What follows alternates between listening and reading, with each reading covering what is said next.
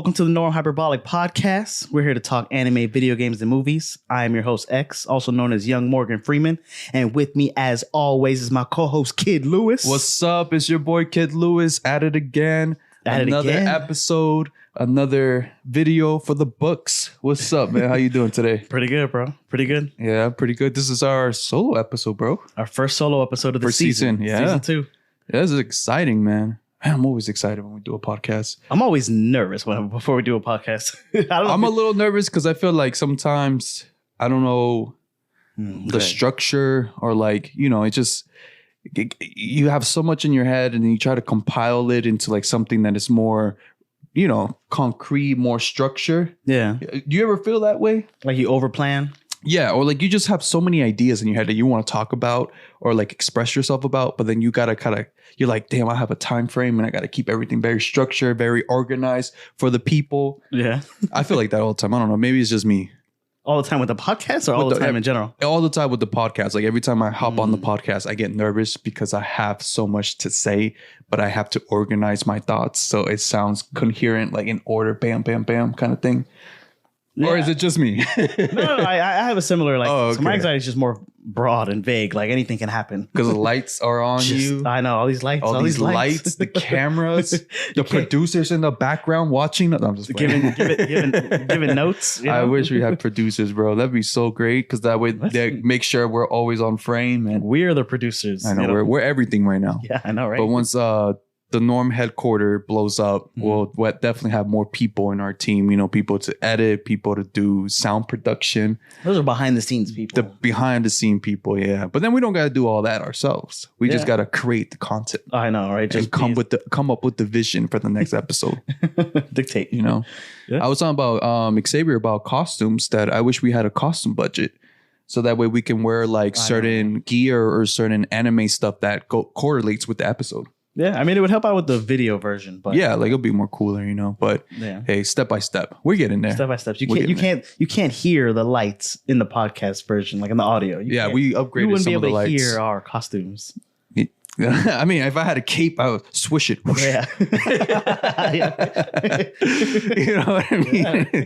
Things like that. I mean, I'll give you the sound effect that goes with the cape. No, you gotta use every part of the thing. Yeah. But yeah, man. But what's up, bro? Nah, so this is gonna be our Attack on Titan episode. Ooh, I know. We're talking some Attack on Titan. Titan. It just dropped the last episode of the last couple part of days of the last season. Yeah. Yep. Saturday it dropped. So if you haven't watched it, spoilers alert. Spoiler alert. Spoiler alert. So I'm gonna let Xavier know, and you guys know. Spoiler alert, because we're definitely going into talk about the whole thing. So this is no longer like, you know, we're with manga people or we're with we're with the finally. This is finally done. It's done. Manga and anime both completed. Finally, they're both on the same page now. Yeah. So if you're not with it, I don't know what to tell you. I just don't know. I don't know what else to say. Yeah. But go ahead, man. Let's do so last week's news today. So first, in the realm of anime. So Crunchyroll and Walmart are doing a partnership, like an official brand partnership where Crunchyroll is going to design a bunch of anime merch and exclusive, and it's going to be giving it to Walmart. To sell? So, you know, there's already like anime merch like at Target and TJ Maxx and I thought they Five had Below. some at Walmart or maybe not as much. They might have like shirts with Naruto on it, but this is going to be like at least Crunchyroll. So I know Crunchyroll doesn't own Naruto or nothing like that, but Crunchyroll, if like on the Crunchyroll website, they have like a lot of unique trinkets that they're just going to be bringing to Walmart. Mm-hmm. So I bring it up mainly because they're going to be doing physical Crunchyroll subscription cards. Ooh. So as we talked about this in a different video, but you know, we kind of have like our year planned out.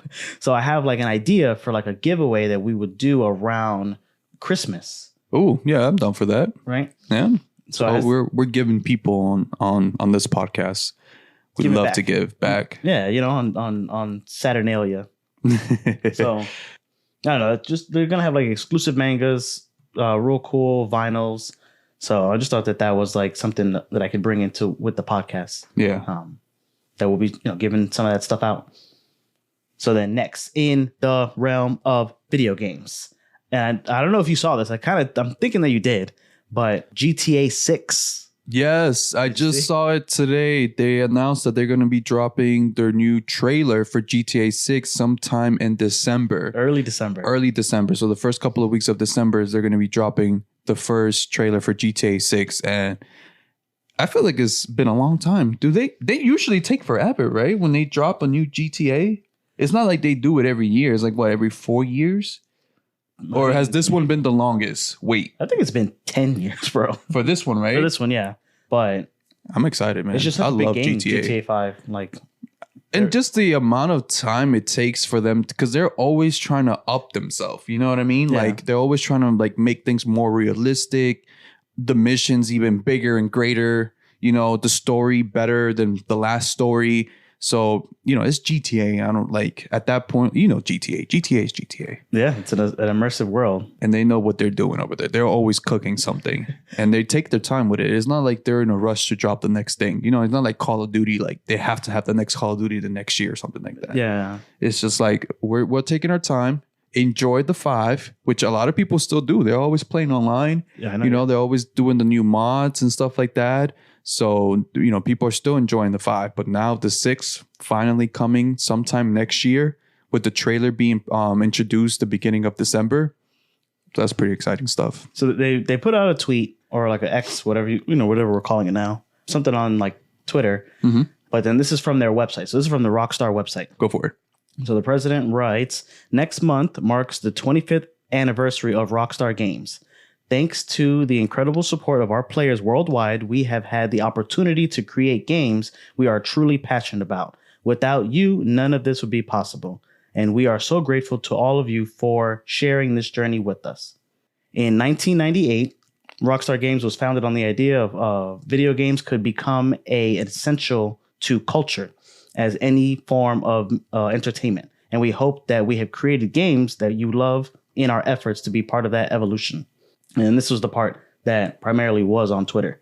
So we're excited to let you know that in early December, we released the first trailer to the next Grand Theft Auto. We look forward to many more years of sharing these experiences with all of you. Thank you from Sam Hauser, the president. Ooh. So real exciting stuff. Like you said, you know, they're trying to be part of like this video game evolution. And then the only two things that I have about that is it is going to, because there was some stuff that leaked and they kind of confirmed some of it, but then they kind of left, you know, they confirmed, denied, and omitted a lot of like the rumors. Because I don't know how many times I go on YouTube and I see, oh, Grand Theft Auto 6 trailer, you know, and then you click on it or whatever. Yeah. And it's not. So, it's not. It's either like an upgraded mod that they put it to make it look even more realistic. And they're like, this is how the GTA 6 is going to look like or something like that. Right. You know? Well, you click on it and then it says like fan made and not official or whatever. So. No, but I'm excited. I'm surprised. I stopped clicking on that shit a long time ago. I know, right? I'm surprised that GTA didn't want to like drop the game during Christmas time because that's usually it might come out Christmas next year. Oh, okay. Well, that's dumb to drop the trailer now and then wait a whole more year. Well, so they've been sitting on. Obviously, they've been making this game for a while. Oh yeah, you know, with all the leaks or whatever. So he was talking about the next year or next month, December is the 25th anniversary. So this is my only question for this game. Go ahead. Do you think it's going to be a PS5 exclusive only? I've heard rumors about it because this game is going to be so heavy, like hardware heavy, right, where you're going to need a better system to run it. And I don't think they're going to optimize it for like the PS4, PS3, or, you know, any other system. I think either you're going to have the PS5 to play this. Yeah, I think so. Because when the GTA 5 came out, it was meant for the PS4. But it came out like right as soon. Oh, was it meant for the PS5? No, it was meant for the PS4. Right. But it came out early, so it came out for the PS3 first, right? And then if you wanted to upgrade to the PS4, you had to buy the game again. I think so. If I remember right. So you either had to wait, but people are impatient. I think it came out right before the PS4 dropped. Right? But it was meant for the PS4 because the PS4 had the more faster and processor and shit like that for it to run better. Yeah, but they didn't want people to wait. Like, oh, I'll just wait till it comes out on the PS4. It's like, yeah. So, but I think this time they're probably just gonna make it a PS5 exclusive. I think so. I mean, games are already coming out PS5 exclusive because of just how much the PS5 is powerful than the PS4. So why make a game and then have to like put some software or encoding to downgrade the game in order for it to run on the latest Because they do it to sell it to those people. I know they do it, but at the end of the day, Mortal Kombat 1 is not out on the PS4, but it's out on the Nintendo Switch. But people have complained that it doesn't run as smooth on the Switch. I know, but it would run more smooth on the PS4 than on the Switch. True. You're talking about downgrading. Yeah. So the thing that I have about Grand Theft Auto 6 is that it's going to have a female protagonist. Yeah, I heard about that. And it's going to be in either Vice City or another Miami fictional style city. I heard they were going to have like Fort Myers, Tampa, like a version of it, not like... They're not going to call it actual Fort Myers, but it's going to be like a version of what Fort Myers should look like. I think that's pretty cool if they do something like that, because we live here in Florida, so... Yeah, well, no, that'd be cool. Like Orlando, like an amusement park, Disney style. And they're going to have the Miami part, and it's going to be their biggest map, so bigger than the GTA 5. It's always bigger, bro. Exactly, it's always bigger and better. Could you imagine if they do like the Everglades? Like you go out in... I think there's going to be a part, because they've been showing, like if you Google GTA 6, they have like renders or what they think the map is going to look like. Yeah, and they said it's going to be based off in Florida. So you're going to have Miami, you're going to have Orlando, Fort Myers, I think Tampa, and the Everglades. So you could probably jump into like one of those swamp water boats. Yeah. And maybe shoot alligators. Yeah. I think so. Or like go python hunting or something like that. Well, because they have Red Dead Redemption, so it's like, you know. Yeah, you're right. Yeah, they have the software to run that, you know. But every time you see something online, I don't know if it's fake or not. So that's why I'm just... That's true. I don't really like to speculate. And GTA 5 is just so vast. You just got to wait for Rockstar to make their official announcement. Yes, really. All right, man. All right, so then last, in the realm of movies. So I have 2 bits of news and, you know, every time I try to do the news, as hard as it is to pull, like I try to make it in and around the podcast. So what I have for first is Godzilla -1. The box office for this thing came out, and we're planning on watching it for like when it comes out and doing a review on it. So we have like not a twist. I mean, I kind of want to do a vlog or like some sort of like walking up to, because it is like a big experience as well. I can't come back on this podcast and be like, wow, that was wild. So we're going to be watching it in 4DX. Yes. So I don't know if you guys have any 4DX theaters, like, you know, wherever you are. Have you experienced the 4DX? I did, yeah. I saw... What movie? I saw Blue Beetle. Oh, you saw Blue Beetle on 4DX? How was it? It was fun. The movie was like... It was okay, but the 4DX has actually made me enjoy the movie a lot. Okay, because the first time I experienced the 4DX, it was when the latest Jurassic Park movie came out. Yeah. And that was crazy. That chair wouldn't stop vibrating for anything. And then it kept hitting me with wind, water, spit. I don't know what the hell. Spit? Well, I don't know. I consider it spit because it was like random water just splashing in my face. I'm like, who the fuck is spitting at me? It was dragon spit. You know, especially when like the TX would roar and then you can see the saliva coming out. It was like water spraying in your face to give you that feel of like it actually roaring in your face. Yeah. So fun. Was it too much?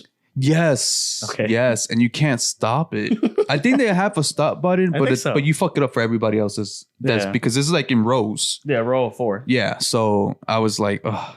And it's just like, bam, bam, bam. You can't even eat popcorn. I know, you're not supposed to. I tried to drink my drink, and I remember I opened it at the beginning, and I had to fucking down it because it does like throw you. Yeah, it's so fun though. That shit. And what's not more fun, but I kind of wanted to save it for the episode, but fuck it. Fuck it, bro. Fuck it. Go for it. Just watching everybody else in the theater go crazy. Yeah. It's like the most hilarious thing. Sometimes it's a little distracting.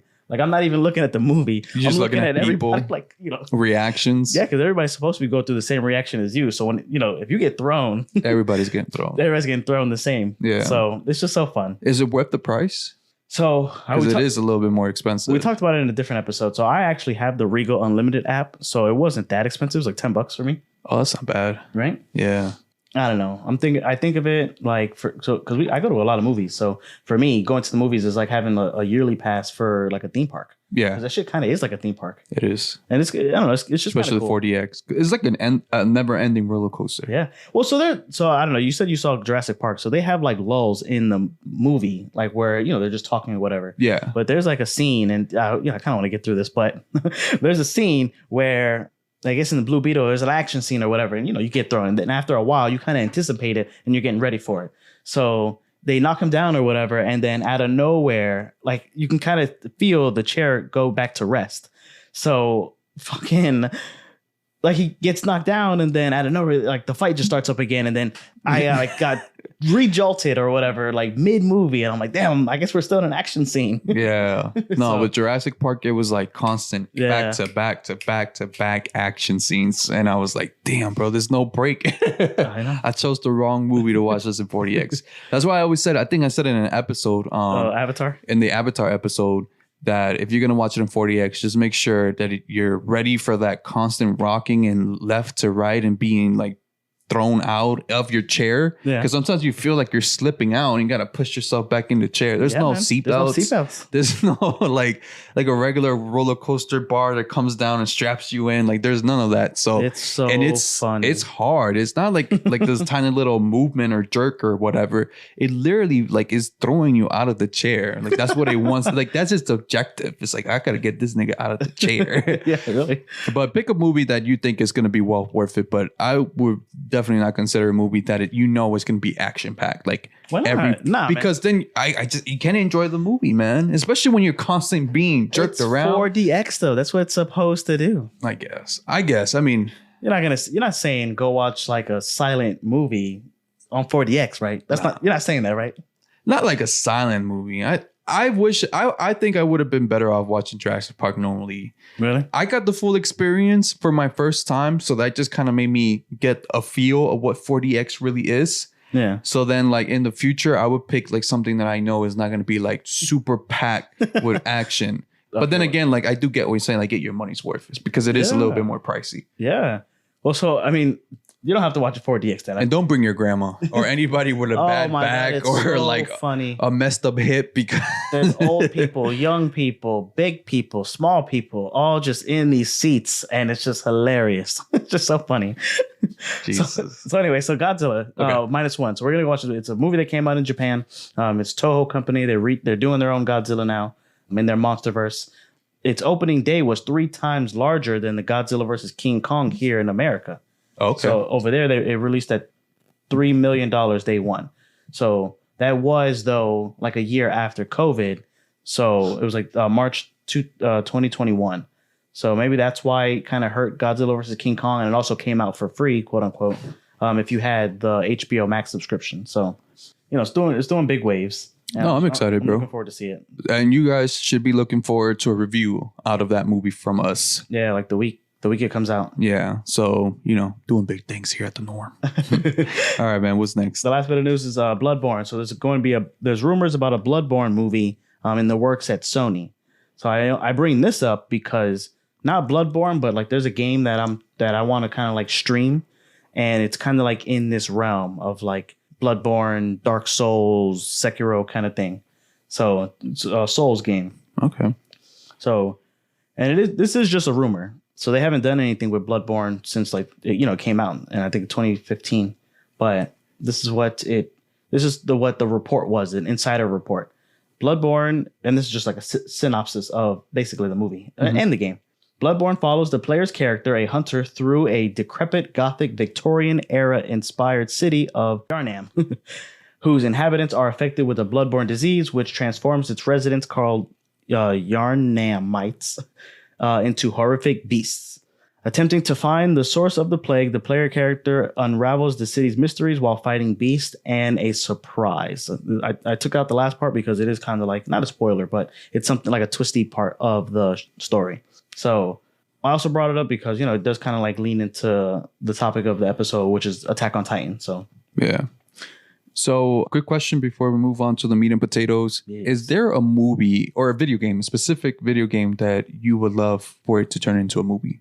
Could be live action or animated.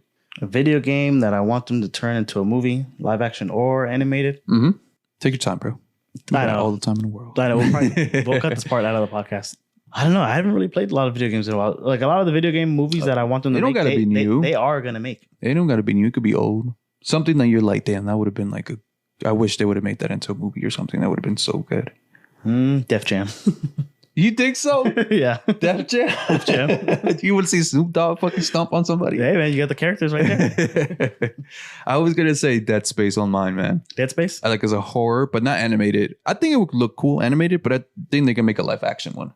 I mean, they already made like outer space horror movies kind of thing, but I think Dead Space, I like the vibes. Would it have to be like?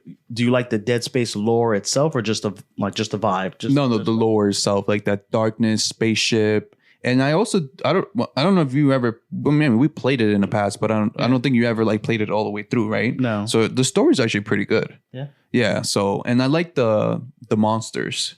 They're pretty creepy. Yeah, those creatures, and especially when they come out of like. I feel like that movie will have so many jump scares because like you're anticipating like, oh, he's in the dark. Something's gonna pop out. His flashlight's running out. Yeah, right. Yeah. Just like, have you ever seen the movie? What's it called? Silent. That's Silent. Is that movie where like an apocalypse comes, but you got to be like super quiet? Quiet Place. Quiet Place. Yeah. Like that. Like I love the Quiet Place. I thought it was like a unique concept of a scary movie where like you're like, shut the fuck up. Like that movie is quiet too. That movie sometimes there is no sound and they don't even talk. Everything's like sign language or like lip reading or like you can kind of sense like what they're trying to say because like you would think yourself like at that moment, like if it was you'd be like, fucking go, like like you're not gonna say it, but you're gonna like that actually. Yeah. Well, because there's some moments, with sound or whatever, but like. But like but it was so, I love the way they just capture like even them like stepping on the sand. You can hear like the footsteps on the sand. And then like when they were like step on a leaf and you hear the crunch and you're like, fuck, bro. Yeah. I haven't seen the second one, but the first one was really, really, really good. Yeah, I love the first one, man. I just like that concept. I feel like they really played well with the whole quietness and like just the little subtle sounds will fucking freak you out because you knew. I mean, after a while, they make some sounds that you're like, okay, well, they should have been heard by now. Like, yeah, but no, definitely Dead Space. If they can play a movie out of it and just play more with like the whole darkness and the whole flashlight thing, I think they could do a lot of jump scares out of that. Now on to the meat and potatoes. On to the meat and potatoes, man. Time to eat, time to grub. Yep, my favorite time. Yeah, the dinner part. Be hungry sometimes. Hungry like a Titan? Oh, yeah. All right, so Attack on Titan. So it was a manga originally written by Hajime Isayama, serialized in Bisatsu Shonen magazine. So it's not traditional Shonen Jump, but they are currently doing Blue Lock episode Nagi. So this manga ran for 11 and a half years from September of 2009 to April 2021, going for 34 volumes. The TV series went for 10 years, over 5 seasons, from 2013 to just now 2023. Now, I say 5 seasons just because of like the way they do their seasons or their parts. So, question that I have to you, Lewis, is, and you could even go into like what your opinion of it. But do you feel like this anime went for too long? The actual animation. Right. Yes. Yeah, because it went for 10 years. Yeah, man, it was years. dragged on way too much. Like it was just like you felt like they were going to finish it and they just kept cutting it out, like cutting it into like small bites and being like, okay, here's this little bit, wait till the next portion, wait till the next portion. And it's like, why are you dragging it so? I get it in the business point of view, like it's at the end of the day it's money. And if they kept dragging it on the way they did, they were going to make more money. Because it is a very popular anime. Like it got very popular. People were really into it. People were into like the conspiracies, their thought process. They were looking into like little things they might have missed. Just like the little hints that the author would have dropped in there and that you could have missed, or like certain sayings or maybe certain pictures. There was like a good conspiracy one. Well, it wasn't a conspiracy. Like at the beginning, a couple of episodes, you can actually see Eren. That's what my homeboy in said. The crowd. Yeah. And you didn't notice that. And that was from season 1. Right. Yeah. So I thought that was pretty cool that they like, he is crazy. Because sometimes I always think like, when authors make a manga, do they make it as they go? Or do they already have like the whole story in mind? I feel like nowadays, you as an author, they like when you're doing it, especially like this, like they can plan as much as they can towards the end, but you're not going to have it like all mapped out. Like they don't have it all written out. Yeah, and then from like A to C. No. So they'll have like A, maybe A, B, and C. Not so much the middle, but maybe they have an idea of what the final, like the finale should be then. Yeah, that's how I think. Or like how it should end. Nowadays, they have more planned than how it was before. Because, you hear about how the creator of Dragon Ball, he had Dragon Ball planned. And then Dragon Ball Z was like a big jump, but that it also just came out like week to week. Yeah. So, especially like how it is now with Super, I feel like they didn't have all that planned when he was writing Dragon Ball.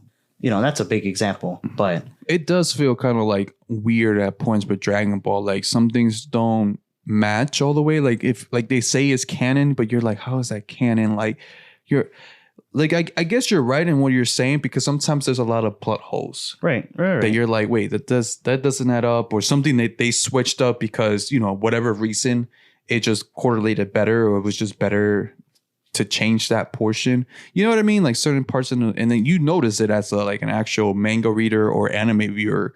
You see like things like, wait, that I don't think that was meant to be there, but it's something that they just added like final minute, or just to make it make sense, or just to add it there to make whatever is coming up make more sense.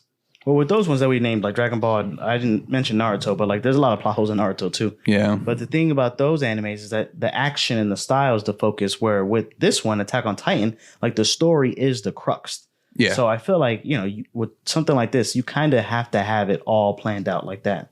And there was something that they just dropped in this recent episode, like the final episode, that they kind of hinted at like way long time ago. And, it finally came out, and I was like, damn, that's something that I remember from like the opening, and they didn't even hint at it in the manga or the anime. They hinted at it in the opening, because you know how sometimes in an opening it'll kind of tell you the whole story or the whole season in the opening. That's like true. Who's gonna like fall in love, and they just do. Yeah, they add like little hints, or like the things that you normally wouldn't pay too much attention to.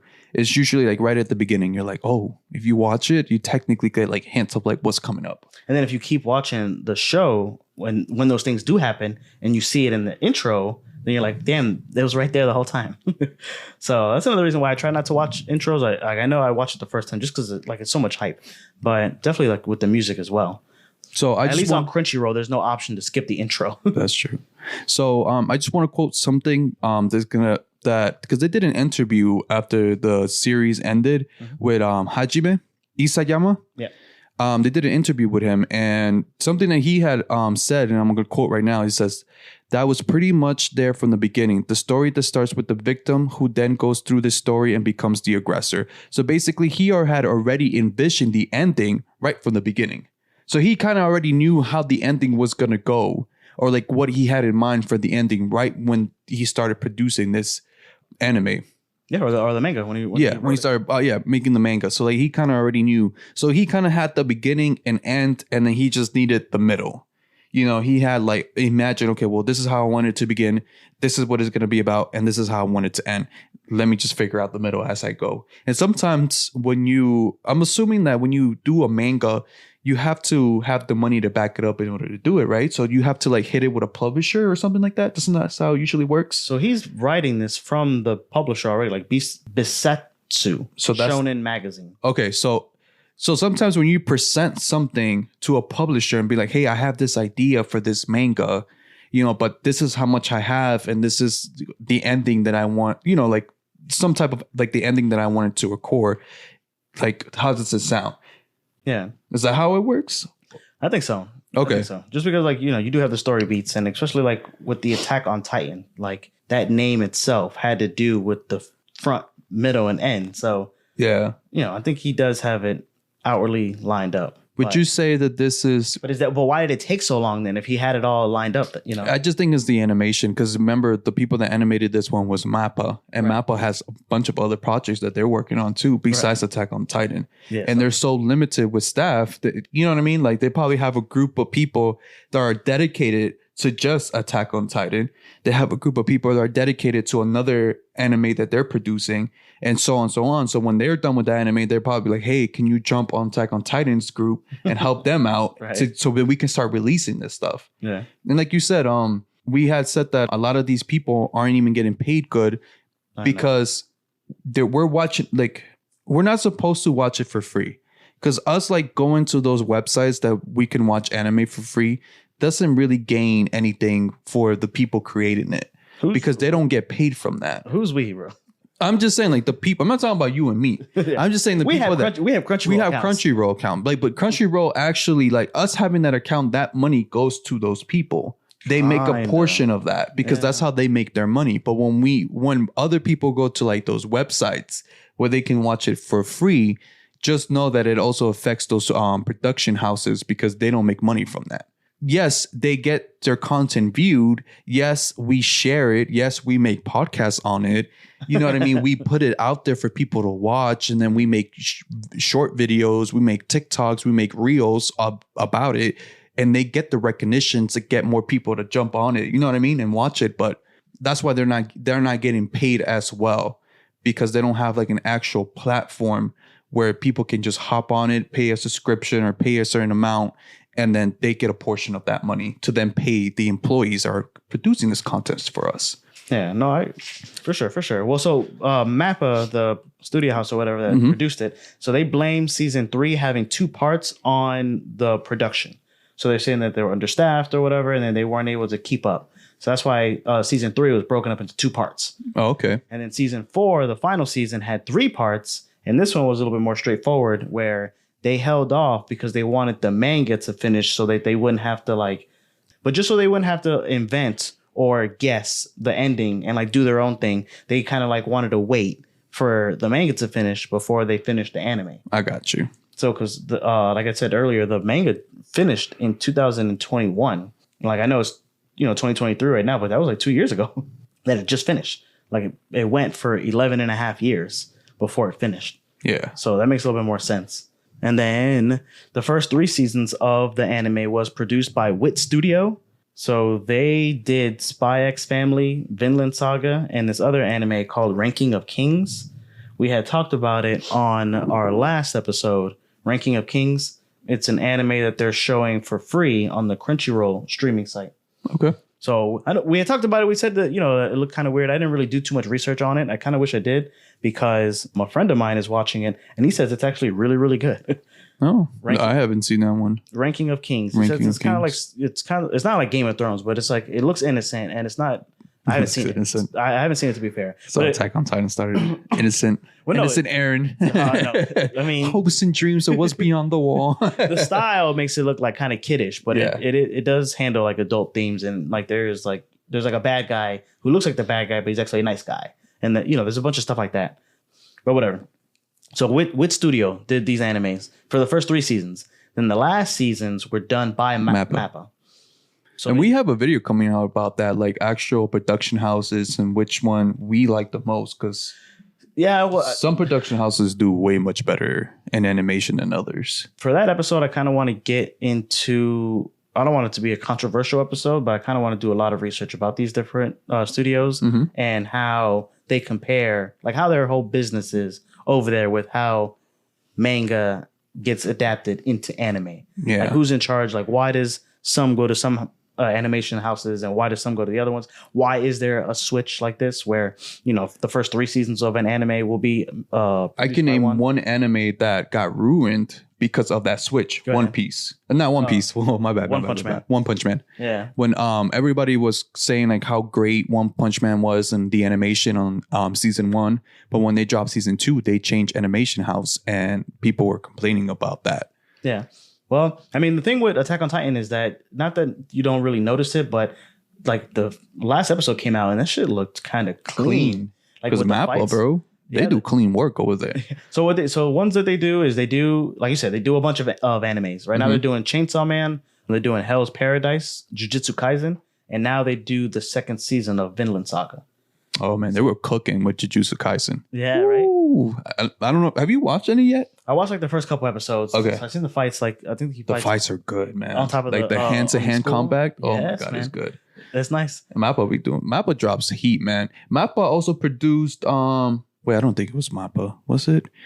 There's a production house that starts off with a motorcycle thing.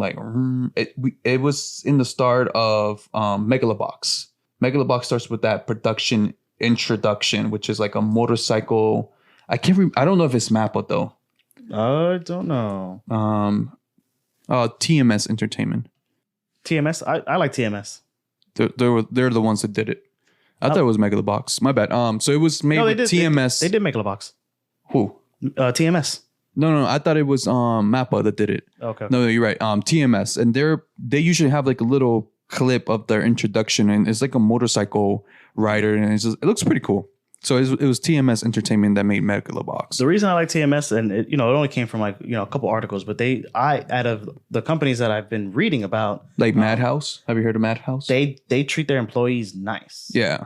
At TMS. TMS? Yeah, or at least they pay them nice. So how about the other ones? They don't treat them nice? I want to save it for the episode. But that's true, man. There's a lot of research to do on that one. There's a lot of questions. Mappa is one of the ones that, is in like with controversy. Like when you hear about like that they sleep at their desk. They sleep under their desk and they wake up and they, just all day. Back at it. Yeah. They're hardworking too. Well, you know what? I've heard that the work ethics in Japan is really harsh.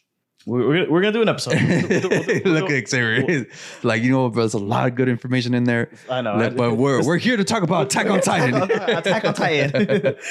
So before we get into the final episode, I kind of wanted to go into Game of Thrones comparisons. So because you in a previous video, and I think it maybe had even been our first video, talked about how Attack on Titan is very similar to Game of Thrones.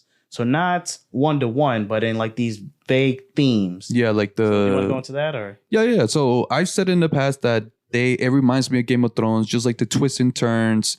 There was a point, especially my number one complaint when it came to Game of Thrones was the fact that they kept switching the main character. Right. You felt like one person was the main character because like all the information and like the amount of screen time that they got made you feel like they were the main characters, just so then they could get killed off later.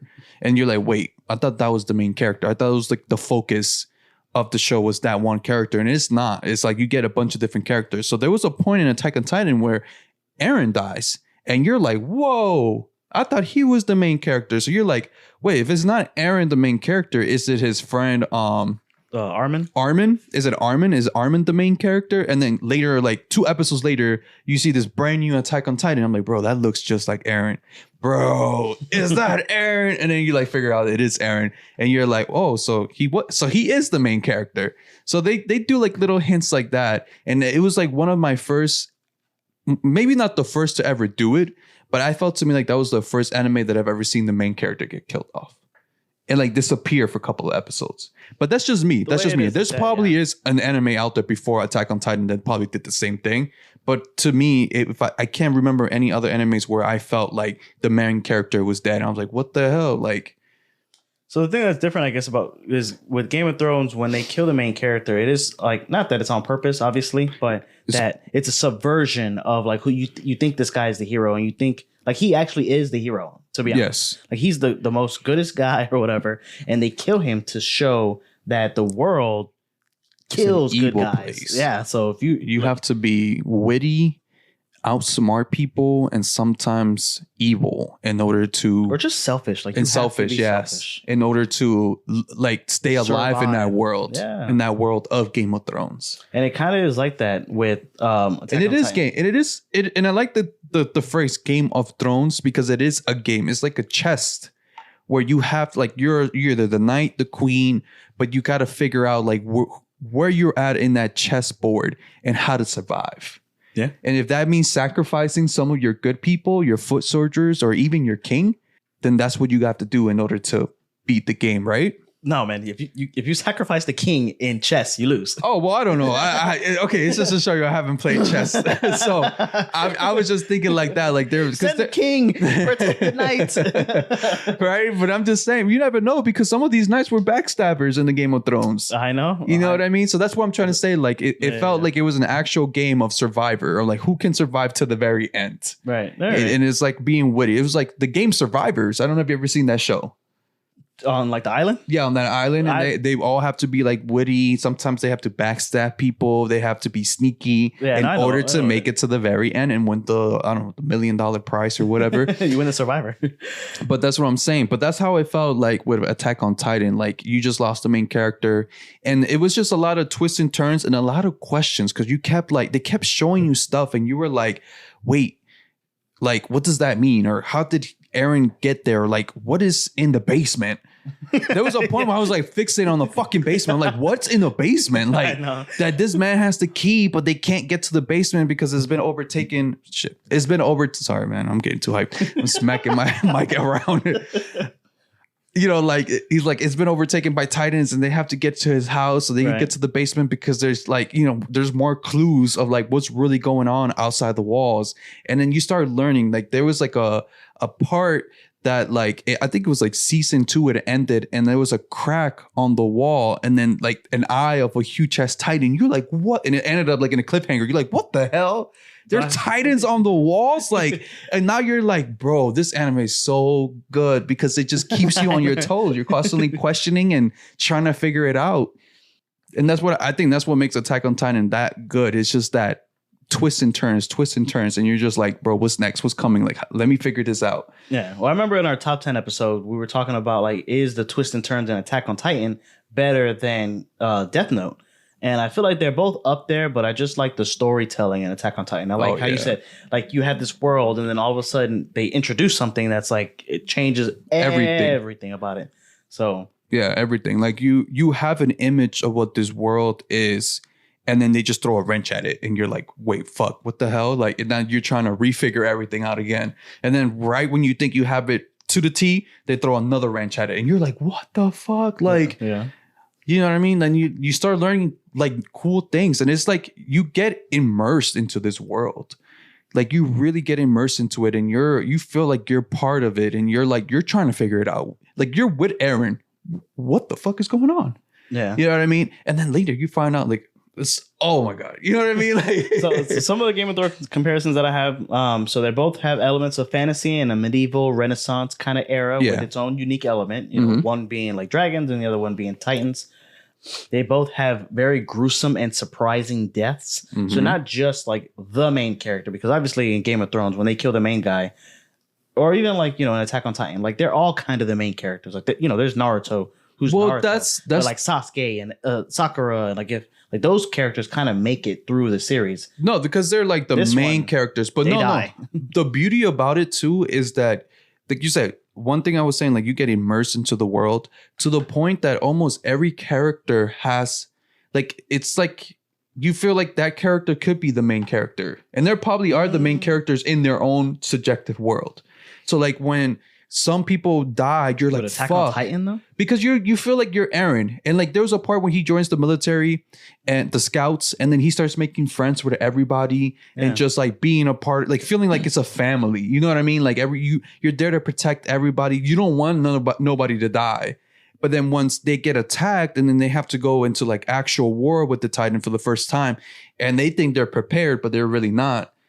And then people start dying off, and you're like, Thomas, no. Yeah. Like, you don't know Thomas like that because they don't really give him a backstory too much. But you're like, Thomas. But we used to eat together. I know, right? You know what I mean? So when they do the stuff with Anne, they do give those characters like a little bit of backstory, like before they kill them. So that's the thing, you know, the surprising but also gruesome. So I know Attack on Titan, Game of Thrones is on HBO Max, so they're you know, able to get away with like tearing people in half and like all these like gruesome deaths.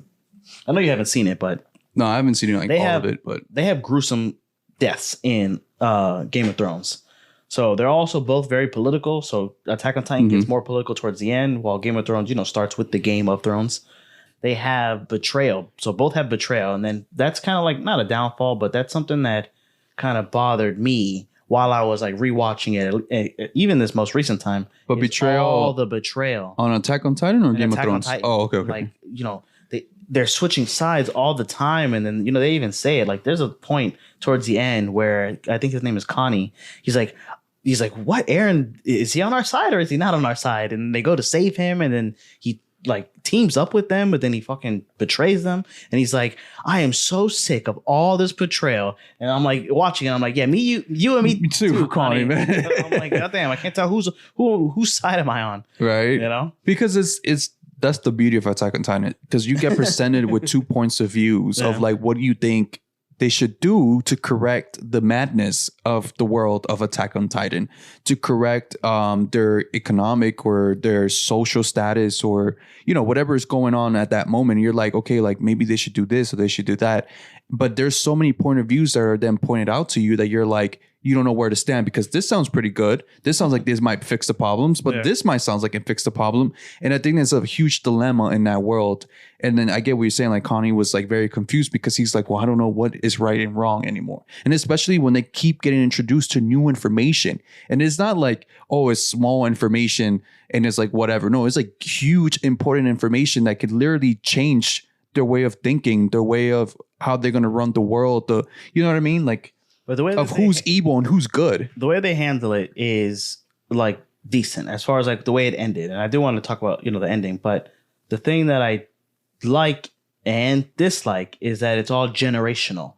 So they do a lot of flashbacks and then you're also unsure about who, obviously the people who are like beating the kids are the bad guys, but there's just so much like politics and kingdoms and knights and shit that it's like, okay, well, who's the bad guy? Who's oppressing and who's just like retaliating? In the beginning of season 1, you're shown that there is a common enemy. That's right. Like there's one common enemy. That's the enemy. That's what we need to take down. And then in season 2 or maybe season 3, you then later learn about what's on the other side of the walls, on the other side of the island. And their point of view of why I think it's season 3. Paralysis is the common enemy, why they need to be exterminated. And then you're like, oh, well, I see their point of view of why they want to terminate them. And then we see the point of view of why they view them as the enemy. So there's like two different worlds colliding and their opinions colliding to like, you're wrong, like each pointing fingers at each other. Like, no, you're wrong. You're wrong. Your thought process is wrong.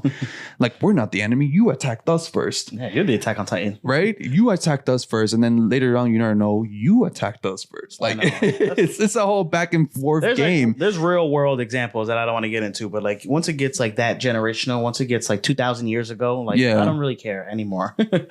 And there was like a thing that I love was that they were like, well, you know, that's something that our past generations did. Yeah. Why is that still affecting us today? Like, why is like, I don't hate you. I don't even know you.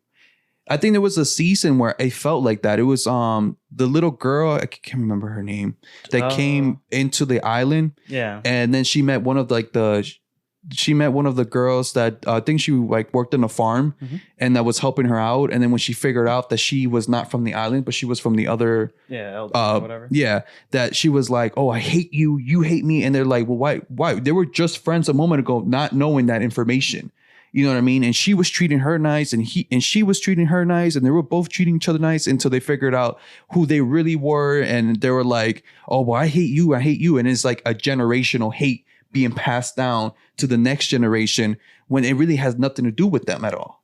It had to do with like whatever person in person hated each other. But why does that generation hate has to keep bouncing from one generation to another generation when it got nothing to do with them anymore? Because of the Titans, man. Because of that tree. I know, but I thought that was like... I want to get into like Titans versus dragons, but the more I'm looking at this, I think all Titans would kill dragons. I think definitely the colossal Titan would kill a dragon. Yeah. I think the armored Titan would kill a dragon. Definitely the female. You were thinking about that? Like if a Titan would fight a dragon, who will win? Yeah. I think the Titan would win. And plus if the dragon doesn't know the weak points, then technically a Titan will continue to generate and generate and generate. Even if you burn it, because they burn it. Like if you burn the whole thing. But if you also, I mean, they were experimenting with the Titans. They were trying to find different ways of hurting or causing them they finally pain. Got to the nape. And when they got to the nape, that's when they noticed like once you hit the nape, they die. They don't generate. They don't try to come back. They don't nothing. So I mean, if a dragon would burn, if they would burn a whole Titan all the way to a crisp, they'll eventually hit the nape, right? But it'll be part of it. Those abnormal and those regular Titans. Yeah. Do you think 10 Titans could kill a dragon? Like the abnormal Titans? The abnormal. The ones that have like no sense of... Right. They're just like the zombie Titans. Yeah. I think they would kill a dragon. Yeah? Yeah. They will overpower the dragon eventually. I think so. You know what I mean? Numbers sometimes will eventually overcome one. Okay, yeah. The 10 will be bigger than one and eventually overcome it, no matter how strong that one is. I think that's logic. But yeah, I think a Titans will win in a dragon fight. All right. I didn't even think of that, man. I didn't even know it was a question. Well, just a comparison, like, between Attack on Titan and Game of Thrones. So Attack on Titan, besides the Titans, they don't have anything extra like how Game of Thrones has like magicians and witches and dire wolves and zombies. So Game of Thrones, Attack on Titan just has the Titans. And it does get kind of like crazy as well. There's like these different types of Titans, armor Titans, and just even, the whole idea of like people turning into a Titan. Yeah. All right. So let's go ahead and talk about the ending, or just, overall. So what did you think of the ending? Loved it. Loved it? Loved it. I thought it was well animated. It was great. The scenes were so smooth. Yeah. And like it was good, man. It was good. I feel like maybe them giving that extra time to work on it sometimes it's beneficial to us. The wait? Yeah. Because they have time. They're not rushing it. And then you feel like certain parts feel like weird. Like Dragon Ball Super. There's parts that look really choppy. Like in the animation? In the animation. You know what I mean? There's just parts that just doesn't look right. Or they make Goku look super skinny or something. Like it just doesn't look right. I felt like they were being rushed. Like just to get it out. You know what I mean? But this, like you said, they have, they only have a certain amount of numbers of people that work in that studio. And they work on many projects, not just one. So, but they took their time. The animation was beautiful. MAPPA always do their thing, so I can't blame them. And the work that came out of that studio for that finale was really good.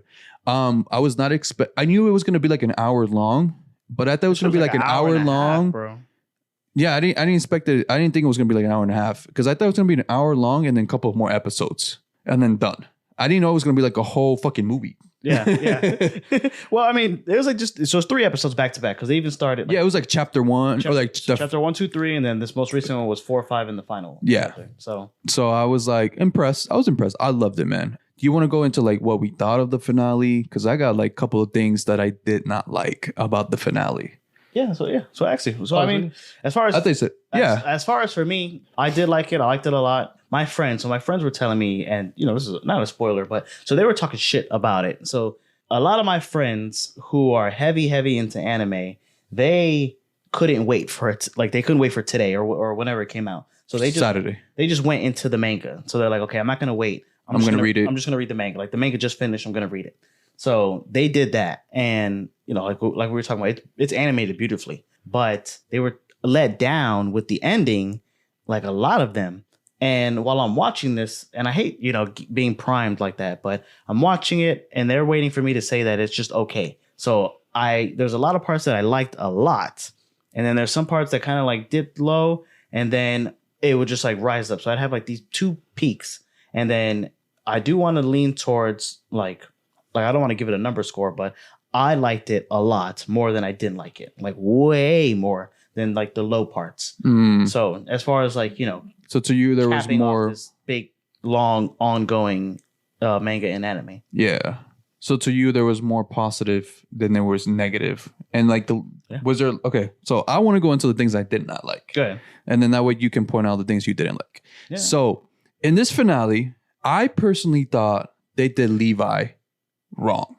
Really? Why? He was they did him wrong. I'm gonna explain why I think they did him wrong. They gave him the ending that he wanted. That's not that scene. I was the ending that he wanted was him killing Zeke. That was his final objective, his final mission, especially for his Captain Irwin. Yeah. That was like literally what he wanted the most. And he did. it. But okay, after that part, I felt like they did him wrong. I thought they were friends. No, they were never friends. So he knew how many people Zeke had killed. Zeke and Armin become like friends or whatever in the afterlife, and then Zeke comes out of the Aaron, and he's like waving. He's like, "Hey, Levi, is this who you wanted to see?" And like, it was a real turning moment. Like so the Titans start turning on the Titans, and like it was like they're about to win, and then out of nowhere, Levi just comes in and just chops his head off. Oh my god! It was the anger of just seeing Zeke, just like his intuition kicked it. It was like he didn't even think about it. It was like a flash, like bam! You were like, God damn, bro, what the hell? Just got over there. Jesus, man, how do you get from point A to point B so quick? Okay, so wait, I didn't even think Zeke anticipated that. I don't even think he was waiting for him to like chop up his head. I think he was trying to divert him. But I don't think he was like expecting to die right there at that moment. I think he was sacrificing himself. I think he was. Think so? I think so because him and Armin became friends, or not became friends, but they to the common goal or whatever, and they knew that he had to die, like that they had to take away the power of the Titan because he has the power of the Titans. So, but still, back to what I was saying. I think they did Levi wrong at the end. At the very end. And the reason why I say that, no, they did him wrong, bro. Go ahead. They made Levi look like fucking Lieutenant Dan from Forrest Gump. Okay. You know how Lieutenant Dan was literally, his thing was, I wanted to die in the battlefield. He's like, my past generations died and Forrest Gump saved his ass. And then he was depressed because he was ended up in a wheelchair. That's the same thing they did to Levi. The ending, when I thought he was leaning on the rock and then he saw his Captain Irwin, his all his friends and his, everybody else. I really thought it was going to be him, like, because they gave him the salute and everything. Like, we're proud of you, Levi. You completed the mission that we all wanted to accomplish. You did it. I thought it was going to be him, like, walking into the afterlife with them and joining them. Right. That would have been the most beautiful ending for Levi. I would have shed, like, a couple of tears for Levi. I was like, bro, he deserved to go with his partners in the afterlife. That's what he deserved. Not this whole, I'm in a fucking wheelchair, missing eye, can't use my legs. And then he has a box and I don't know if he's giving out candy or what he's giving out. That was his ending, bro. He didn't even go to the ship towards the end to go back to the island. He literally stayed there because he's useless now. Oh my God, he's giving out candy to the kids. He's useless now. You think Levi's ending, what you think that's what he wanted? To give out candy, to be paralyzed, missing one whole eye, just to give out candy? They did, just like Lieutenant Dan, they did him wrong, bro. I was thinking more like Mike Guy. No, bro. Mike Guy, at least he had, bro. Levi should have died in the battlefield and joined his brothers in the afterlife. That would have been the most respectful way of ending Levi's character. That would have been the most respectful way to do it. It would have been badass. He completed the mission and he finally got to join his crew. He finally got to join his platoon. That's what should have happened. The same thing that they did for, what's her name? Hanji. The same thing they did for Hanji. She sacrificed herself. And at the end of the day, she got the best justification. She got to sacrifice herself for the greater good. And then she got to see her platoon in the afterlife. She got to join them. But Levi was the last one standing. So why? So you wanted the scouts to die with him? Yes. He completed the mission. So he can die? Yes. Why leave him in a wheelchair? To be alive. And do what? Pass out candy? To be the leader of the next generation. He wasn't even the leader. It literally just showed him in a wheelchair on like this weird farm giving out candy to people. Or what? I don't think it was candy, but whatever the hell he was candy. giving. It was lollipops and shit, yeah. That was his ending. Levi, the greatest Ackerman. The greatest Ackerman. The greatest fucking scout to live. This man was a prodigy. And this is how they finish him off in a wheelchair giving out candy. They give him a happy ending. I think you're fixated on the candy. No, bro. No. You think they just park him there? No, I think so too. You think he's like a vending machine now? No, bro. They should have just let him die in the battlefield and join his brothers in the afterlife. That would have been that would have been dope. Greatest way to let Levi go.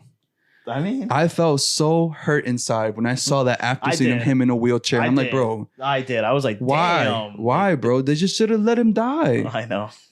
He was on the verge of dying anyways. That man was his body was so fucked up from the last fight with his brother, Seek. Like, he was already fucked up from that last fight. And he pushed his body. Yeah, and he pushed his body to the limit to kill Seek. Completed his life goal mission. That last mission he had to complete. He did it. Let that man go. They should have just let him go, bro. You can live in a wheelchair. Fuck that, man. Fuck that. So if you get paralyzed, what? That's it for you or what? Nah, man. He did what he had to do. Right. He was one of the greatest. He was a prodigy. And for them to just let him live in a wheelchair was messed up. I think they should have just let him go and joined his brothers in the afterlife. That's it.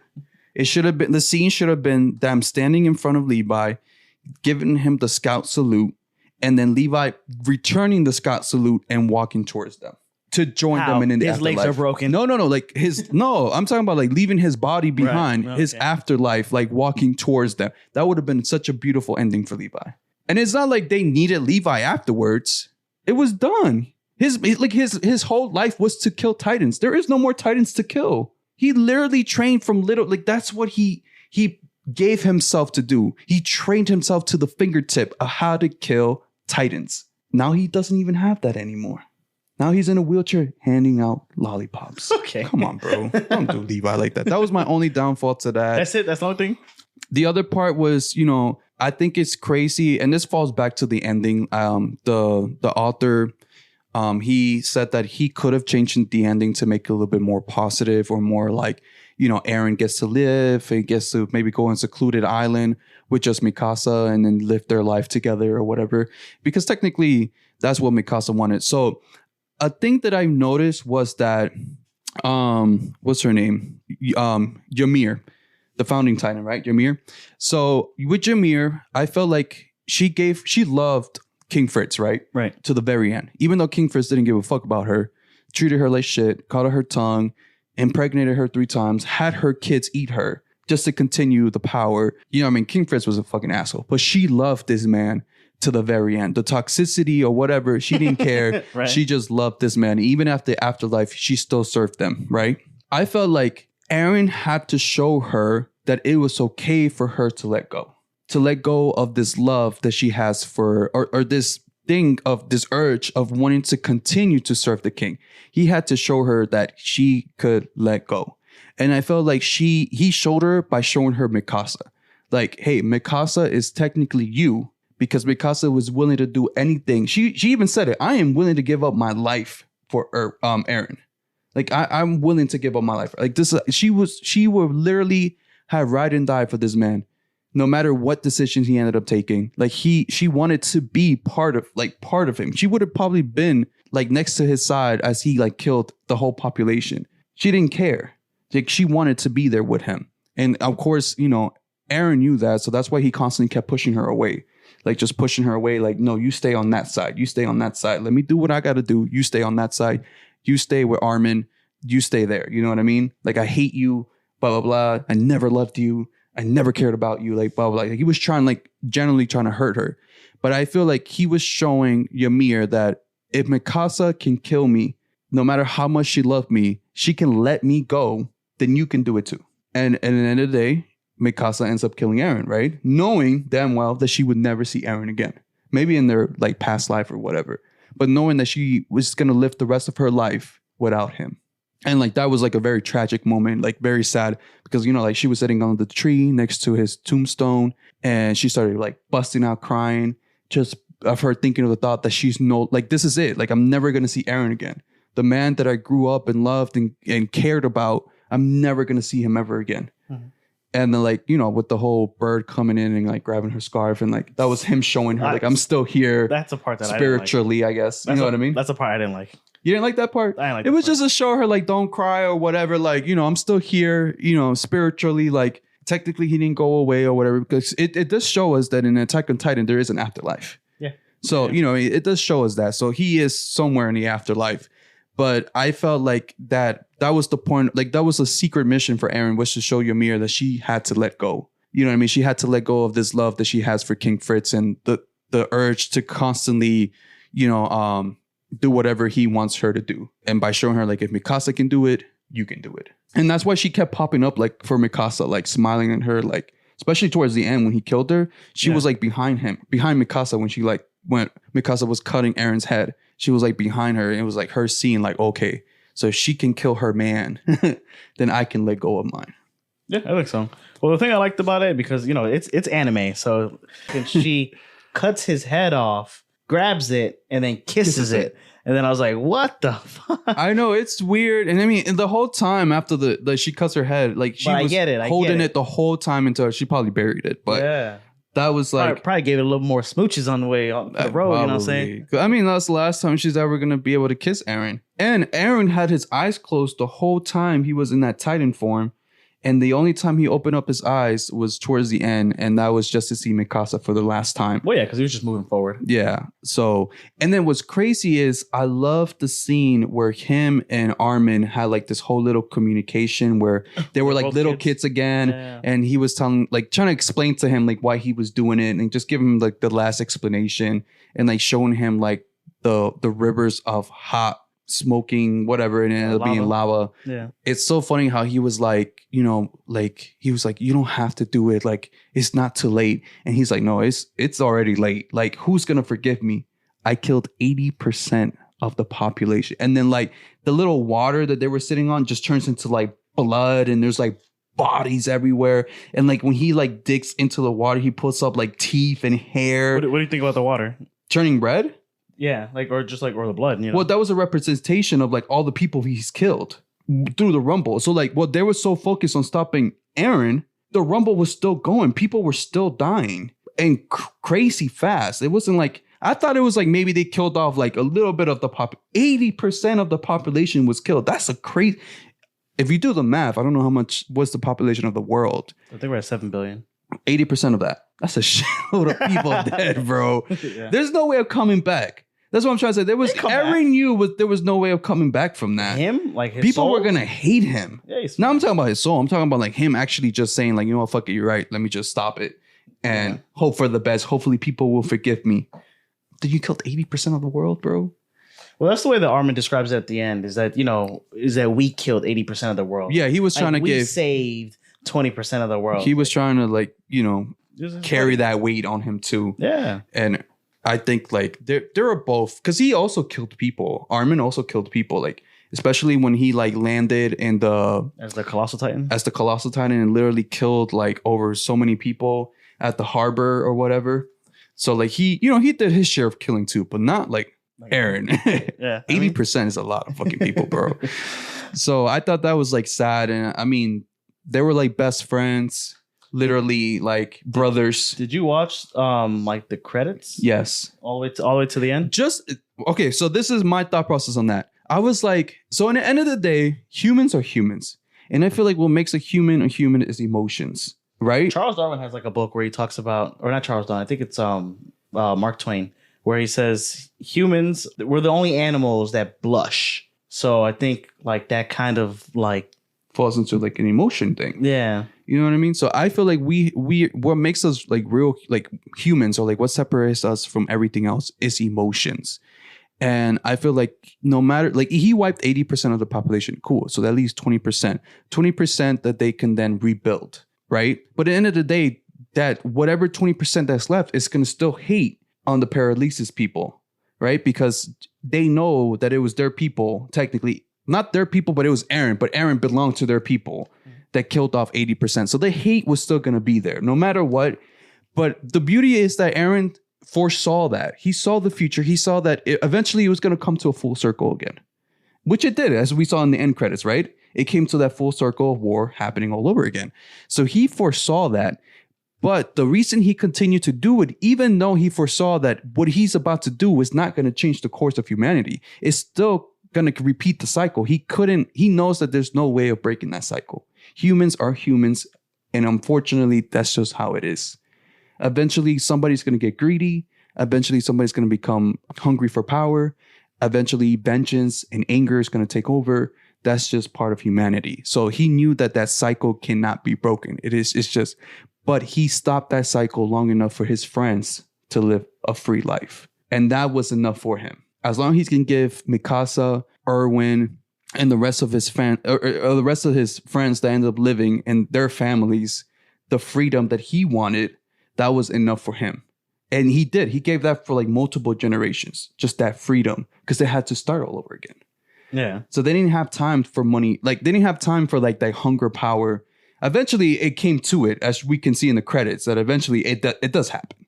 And then they end up attacking the island again and destroying it. Yeah, I like all of that. So like, and that's the message that I got from it. It's like, okay, so, because I was saying like, if he saw that at the end of the day, everything he did was just going to lead to war again. Not saying it's going to lead to war like right the next day, but it was going to lead war generations later. Then why do it? Why give up your life? But then I thought about it and I'm like, well, because he wanted freedom. Like the whole thing was about being free. And he knew that he had to sacrifice himself. Yeah, but there is no true freedom. There's not. There's not. And there's a point where Eren thought that the freedom that he was going to get was when he saw the wall and saw the ocean for the first time. He visualized freedom because he thought that there was nothing more out there.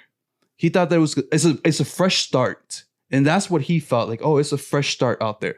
But once they actually hopped on the ship and went to the other side, he saw that it was the same problems over there. Phantom, racism, power hungry, the same thing. You know what I mean? It was the same thing that was happening on the island was happening over there. So he knew that there was minus nothing. the Titans. Minus the Titans. Well, they had their own Titans. Did they? They had they had the armored Titan. They had the colossal Titan on their side at a point. Right. No, they had the Beast Titan. They had the War Titan. Yeah. So they had Titans. They just they still use the Titans for war. Yeah. To win on their side. Even though they were having war with the island, they were having war with other countries because they had the Titans or partial of the Titans. Right. Yeah. All that so that's what I'm saying. Like once he actually went to the out of the island and saw that it was the same bullshit, he was like, well, then there's no real freedom. There was a point when he thought there was freedom because he thought that there was nothing beyond that. There was a fresh start beyond that, something that he can create or something that, people can just leave the hate behind and start fresh. But once he went there, he like looked around. He's like, it's the same bullshit. And in that season where he's like sits down where Reiner and they're having that one-on-one conversation like underground. Yeah. And he's just basically explaining to him like, you guys are doing this. You guys are going through the same shit we're going through in the island. What's the difference? He hated him. He was like, yo, Reiner, we were your comrades and you killed us. And, I'm about to do the same thing. So you and I are one and the same. We're one and the same. We're doing the same thing. Me turning into a Titan is exactly the same shit that you did to us when you hit the wall. Right. It's the same. Me turning into the Attack Titan right here on the fucking underground is the same thing you did to us over there. What's the difference? So that's what I'm trying to say. Like he knew that at the end of the day, like he thought that maybe if he wiped out everybody, then it was a fresh start because that's what's his idea of freedom. It's literally having a fresh start. But when he saw that it was the same bullshit on the other side, that grass is not greener on the other side, it's the same shit. Same shade of green. Yeah. He was like, well, then I guess I just have to clean everything out like a clean slate. Which I guess in a term, he did give them freedom for a couple of generations, but eventually humanity goes back to its dark side. No, man, here's a line where he's talking to Armin, I think, and he's like, I'm a slave to freedom. And I was just like, damn. I mean, I like poems like that. Right?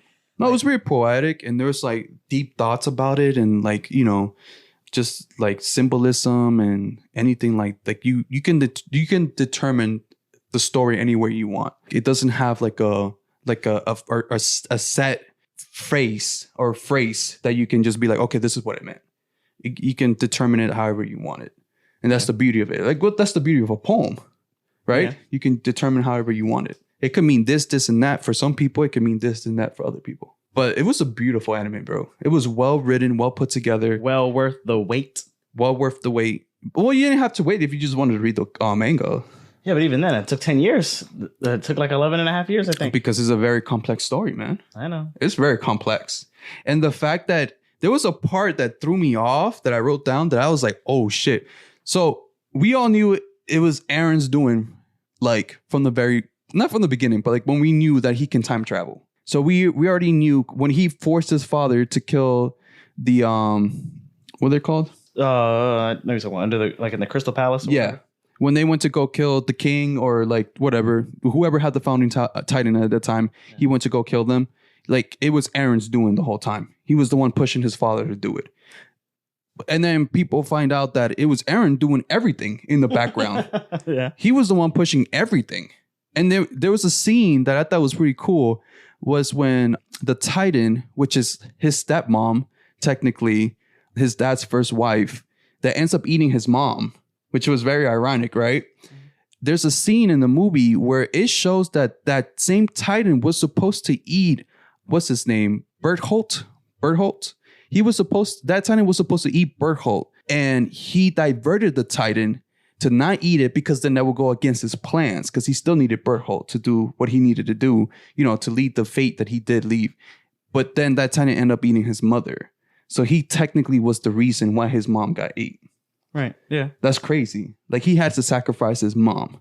And then be pissed about it. Or like his younger self be pissed about it. But that's crazy, man. So like he was literally the puppet master the whole time. He was just like, I need this and this to happen and blah, blah, blah. And then there's some people were even saying like, there was like a conspiracy like going way back that he was the one that made King Fritz go to the island and close himself there and build the walls. And he was the one who built made King Fritz build the Titans, the colossal Titans, and hide them in the wall. Like that was all his doing. Like he had this plan from the very start. Well, I don't think it was the actual King Fritz. It was another king. Oh, okay. That went to the island, and he took a couple of the Titans with the founding Titan to the island. Yeah. And then he built up the walls. But eventually he was able to, like, because he's in the far future, so he has access to everything because of the royal blood, right? Because he needed the royal blood in order to activate the attack Titan's powers plus the founding Titan powers that he has with him, right? So he was able then to time travel all the way to the past and convince or tell that king, which I forgot his name, to go to the island, built the walls, built the colossal Titans in the walls because he's going to need it in the future for the rumbling. So that was like something I read online, and I was like thinking about it. I'm like, is that possible? So he was pulling the strings way back. Maybe. Like he was the one, he was the reason why, because I was thinking about, like, people were saying that, oh, well, the reason that king built the walls and built the colossal Titans was for protection, like just in case that he needed to ever activate it. But then I was thinking to myself, I'm like, yeah, but they never did. Years and years and years went by and they never had to activate it. But the moment Eren is born, Eren has to activate it. So did Eren just set that up from the very beginning as like a domino effect? Maybe. Think about it. A little food for thought. Food for thought. Yeah. So, and the only other thing that I didn't like about the ending was like the little, like an amoeba, like. Oh, the worm that came out of Eren that started attacking them, and then like. I didn't really like that. I knew it had to look like something, and that's the best thing that it could look like, but. It reminded me of the worm from. Like Akira? Yeah, or the slug from Naruto. Yeah, it was like a slug. It was like a weird. It's supposed to be like not a mitochondria, but what am I trying to say? Like an amoeba. It's supposed to be like a little bacteria, something. Worm. Yeah. So I was just like, it's kind of too weird. But did you think that the whole attack and like the whole worm thing died off? Because if you saw the end credits, there's like a hiker that ends up going to the tree, and it's the same opening that Ymir went through and fell onto the tree. Then the little bug thing or amoeba or the tree was planted with Eren's head. Yeah. So I think that's where all the power of the Titan is. So I think this nigga, whoever falls into the tree, is gonna do the same thing like again and just get the powers of the Titan. So it's like a revolving cycle. Mm-hmm. That's why I was thinking about the end too, because the way it ended, it was like the hiker seeing the tree with the dog seeing the tree, and it was the same thing as Ymir. Like Ymir saw the tree and the little opening, and then she went in it and fell through, and then became a Titan. And I'm like, what that had happened? Like, is it the author sound like, well, it's a cycle, so it's gonna happen again, the whole Titan thing and then the whole world, because technically Eren reset the whole world. Yeah, by killing 80% of the population. The playing field, yeah. He like resetted everything. Yeah, and took away all the Titans, but then like the world before Ymir, there were no Titans. Yeah, exactly. There were no Titans. So you're right. So I was like thinking about that. I'm like, damn. So it's like. That's what I liked about it. So the author did say with the bird. I was like, not really feeling that. But then it ended with that. Yeah. So I heard that the author was gonna write. He had a couple extra chapters or one more chapter left, like an epilogue or something like that. And Mappa it's gonna come out sometime next year, and Mappa was gonna animate that part. Nice. People didn't know if it was exactly like an alternate version. Like maybe he wrote out an alternate version to it. Maybe. Or maybe something extra to it. Somebody says it had to do with Levi. I'm like, what? The nigga in a wheelchair? Maybe. Oh, what? This nigga rolling down a hill? I mean, all those characters. They should have just let that man die. I know. Look, put in the comments below. If you think he should have died an honorable death, comment below. Do you agree with me or do you disagree? Do you think he really needed to end up in a wheelchair at the end? Let me know. Comment below. Let us know. As a matter of fact, I'm going to make a poll, or if you're listening to on Spotify, there's a question part of it, like a toll. Just put yes or no if you think he should have lived. I think he should have died an honorable death, like a true scout, and moved on in the afterlife with his squad. I think that would have been the best ending for him. I think so too. All right, bro. So let me know, who are your favorite characters and your favorite moments. Favorite characters. So Mikasa is one of my favorite characters. She's my waifu. Your what? My waifu. Do you know what a waifu is? No, first time I'm hearing that. Waifu? Okay, so waifu. Sounds like a food. So waifu, I think it's the Japanese version of wife. Okay. But so she's my like anime wife? She's my anime wife. is Mikasa. So I mean, she would be dedicated to you and you only. That's what I like about it. She's a ride and die. She's tough, man. She's tough and hard body, ride or die. And her relationship with Eren doesn't get romantic until the very, very end. But they are kind of just like friends. And then not that she's kind of his adoptive sister, even though his dad doesn't like adopt her into the family. Yeah. But they don't really they're not very romantic with each other until the very, very end. She just kind of loves him, but not in a dreamy way, and like a very supportive, like whatever you want to do. Yeah. She's a fucking killer. Like she's like cold blooded, and so is Eren. So they kind of like just like mirror each other, match each other's energy. Because you remember the scene when they first met in the woods in the cabin, right? Where those bandits end up killing her parents because they want her or something like that to sell her off. There's a scene in that part where Eren then attacks one of the bandits and kills them off, like stabbing him to death or something like that.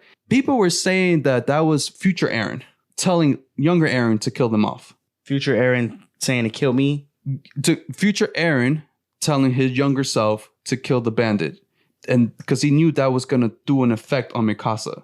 Like that scene affected Mikasa. Even Mikasa, like her Ackerman, part of her genes activated during that scene. And that's why she was able to then attack the other bandit that then hopped on Eren. But because people were saying like Eren was never a killer. There was no part of him in the beginning of his childhood that interpreted him to be a killer. And then all of a sudden when that part came, he had like a switch in his mind and he just literally started stabbing this dude to death. And he's like, that sounds like future Eren.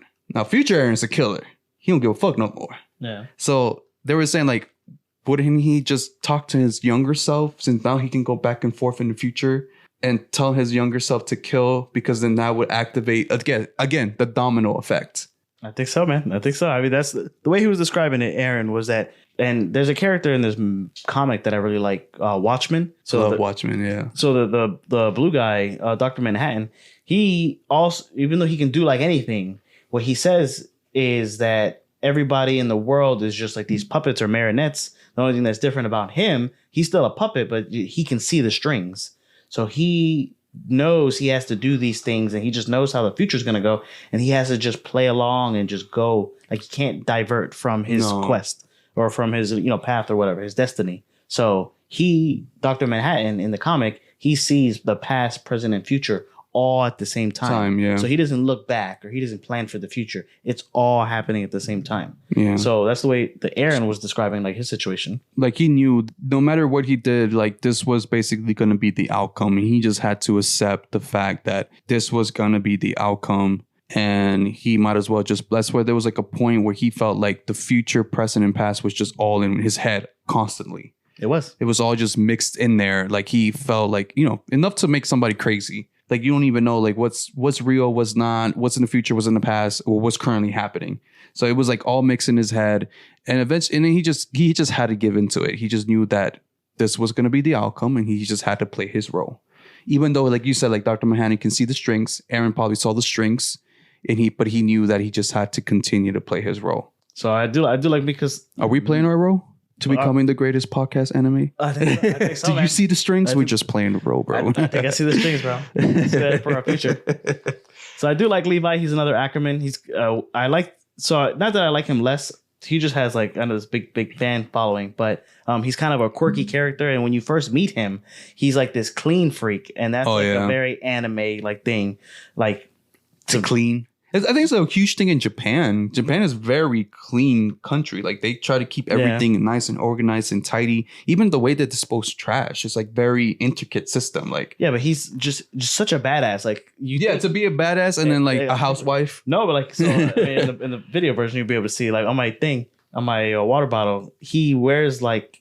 He puts like the apron on and he puts a mask on. He looks like a maid, and he's just like cleaning the room, like a housewife, like he's cleaning or something like that. Like, and he has a really cool rivalry with the Beast Titan that I just like. It is on site, like the way I think. So I know you're not happy with how they ended his story, but at least that moment was just so badass. It was badass, but it was a quick moment. It wasn't like it was a prolonged fight. It was literally like a quick 2 minute. The Beast Titan like the white version of it, right? Yeah, I mean, the whole show he's constantly like butting heads with the Beast Titan. He's constantly butting heads with Zeke. Like, that's true. But I'm saying like I know towards the end he ends up fighting the Beast Titan again, but like the white version of it, in the back of Aaron's back. Right. But then like when he saw Zeke like just wave at him like all casual and shit, that shit like snapped him. And he just like, but it was a quick second. It wasn't like it was a dragged out scene. It was just like, bam, he cut his head. No, but he'd been fighting with him like this whole, like forever. I know, but that's what I'm saying. Like he completed his mission. He did what he wanted to do. Like his like goal in life at that point was to like literally kill Zeke, get revenge for the people that he killed. Like his close friends, people he would probably call family or felt like was family. Yeah, no, the Scouts, those are his people. Yeah, man. so... And I know I said I like Mikasa as my waifu, and I do like these other two characters. So I like Hanji. I just, I like science. She's quirky, like super quirky. She's super quirky. The way, like, just her fascination with the Titans. And like, there's even a scene where, like, they're fascinated sometimes. Like they're like testing not torturing them, but like testing the pain tolerance. She could feel the pain of the. She's like, I'm sorry, I had to do this to you, but so she like electrocuting them, and it's just for science. So she has like this fascination with the Titans that I just really like. I just like her as being the Titans, because or as her fascination with it, because it. But she felt like her contribution in science and like learning about the Titans was like her contribution to humanity or to like their humanity. And when we're first introduced to the Titans, there is no explanation, and they are just like Titans. But then you find out that they eat, and then she's the one who finds out that they don't even digest you. No, they throw you up. If you study a Titan, like after they eat people, they'll go away and then throw up, and then they'll come back. So that just. The whole thing. So I just like her quirkiness. Yeah, and then like they were trying to figure out like, so then what's the point of Titans? Because if they're not there to consume people for like nutrition, right? They just eat us for fun or like out of the sport or out of hatred. They don't know. They don't know. And that's the beauty of it. Like they're constantly trying to figure things out, just as we are. We're constantly trying to figure out. And then when they first got introduced to the Colossal Titan and the Armor Titan, they're like, whoa, what? When does we have no records of this in history about no Colossal Titan? Like when is this a thing? So then they're even more baffled about it, and they're like trying to figure it out too. So, and that's what I love, because like we're like with them. We're also trying to figure it out with you. Like, bro, you guys are as clueless as we are as the readers. Right. We're trying to figure it out with you guys too. So, well, when they introduce her, you learn a lot about the Titans, like not all at once, with her, and then you find even more. So, and then the other person or character that I like is Sasha. So the bread eating girl. The bread eating girl. She's just so fun and funny. Like, I just love that whole thing. She is also kind of a badass. Oh, when she dies, it was sad. Oh my God, I was sad. So I had to rewatch the show for, this episode. Or not rewatch, I had to like push through it because I had paused it or whatever. So that's around the area that I stopped it. And I was watching it on the way to work, and that made me so sad. They put me in a bad mood all day, bro. Did she die? That she died. I was just like, damn, what the fuck? Why'd she have to die? She had to die. Because nobody had died in a minute, And Aaron knew that she was going to die. That's why he like shed a tear, because he knew that was her future, that she was going to die there and then. Yeah. And he could have stopped it if he wanted to, but he knew that domino effect. She needed to die in order for certain things to play out the way it needed to play out, which is sad. So I know, like, it's like, it's like Dr. Manhattan. It's like me knowing that you're gonna die in the future, but I can't. If we walk through that room, yeah, but I can't stop you. Walk through the room. So I'm gonna I know that this is the end point for you, but I can't tell you, because then if I tell you, I'm diverting the future, or you know what I mean. Or I'm fucking up the future because I'm letting you know something. So then the way they describe it is that they physically cannot. They can't. They can't divert from the past or from the future. For the future. Yeah. So it's just crazy. But that was, yeah. And who else? Do you have any other characters? So those are the characters that I like. And then the moments that I like, I just have, the few. So when Reiner and Berto revealed that they're Titans the first time, that shit fucking blew my mind.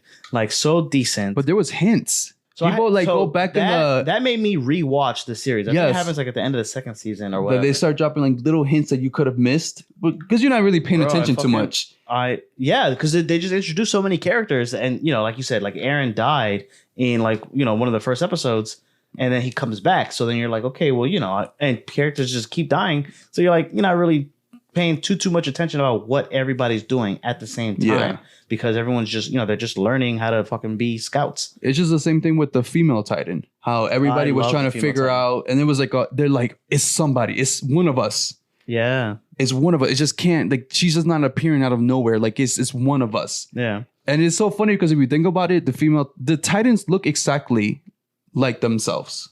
Kind of. Eren looks exactly like the Attack on Titan. The Armored Titan looks just like Reiner, and then the Colossal Titan I can't say too much about. Well, so the Colossal Titan looks. The female Titan look identical. He kind of does look like Bertolt, because then when Armin turns into, it kind of looks like him. Like they look similar. Yeah. And like, you know, them being like colossal, but as far as like their face, it changes. Like him. So and people were like, you kind of knew who the female Titan was just because of the way it was drawn. But they try to like keep the camera off her face in a way, because they don't want people to figure out. They did the same thing with Reiner and Berto. Yeah. Like when I rewatched it, I was like, okay, there he is. He's the bad guy. I'm looking at him, so I'm watching him, and he's not really doing much, and he's being helpful. And it was just such a twist, man. I was like, it made me rewatch the show. But even he said it to Eren when they were talking to each other, that him being there felt like he had two different, like he was fighting two different personas. I know. A persona that actually did care about Eren, that actually cared about all the platoon because he was with them, like he was living with them. But then the second persona of like, I'm here as a spy, like this is the real me, and we hate these people. That's why I'm here, because we hate these people. But I low-key love these people because they show me love. They actually care about me. So it's just to show you, like, war, the people that suffer in any war is us, the people. Like, we have no beef with these other countries or these other places or these people that are attacking us. Like, we don't have any problems with them. It's our government that has problems with their government that then causes us to fight for them. And we're the ones ending up losing our lives. Because I always think about it as that movie, which I'm dying to talk about, The Graves of the Fireflies.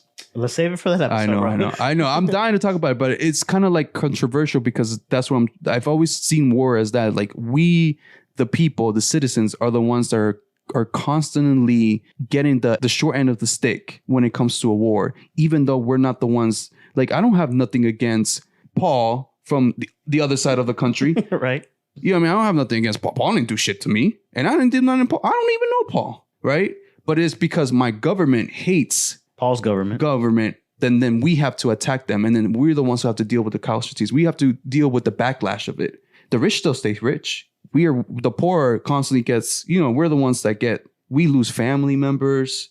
So it's like us dealing with the backlashes of like a war. So it's kind of like that sense. Like you can see a foot soldier like, okay, my government is telling me to hate these people because of what they did in the past.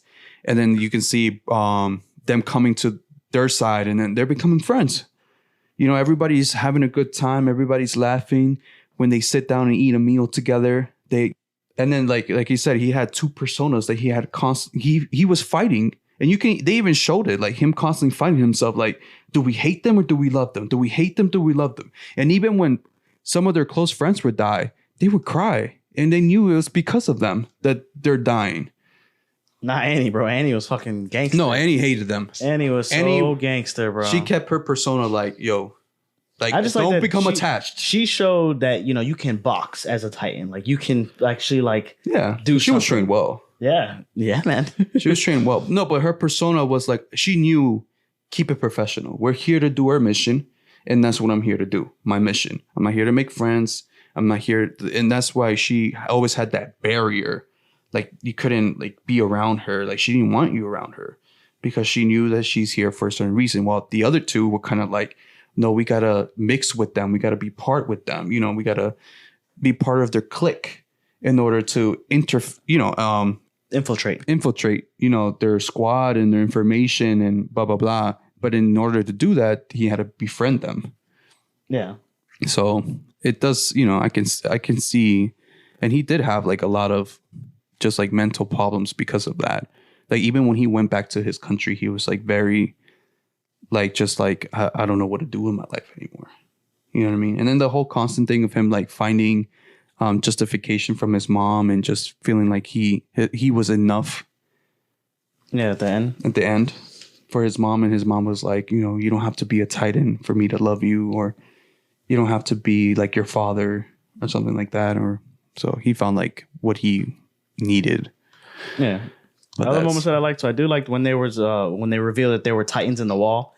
they revealed it, I think, at the same time that they revealed the Reiner and Bertolt thing. But I was like, damn, this is a lot of intrigue. Because before, up until then, I was just like the characters just dealing with the Titans. But now, you know, when there's Titans in the walls, because when they do the Titans in the wall, I think somebody from the church is like, hey man, you need to fucking don't look over there, cover that up. And I was like, bro, what does this guy know? Yeah, what does he know? He knew. Yeah, he knows something for sure. Oh no, they knew.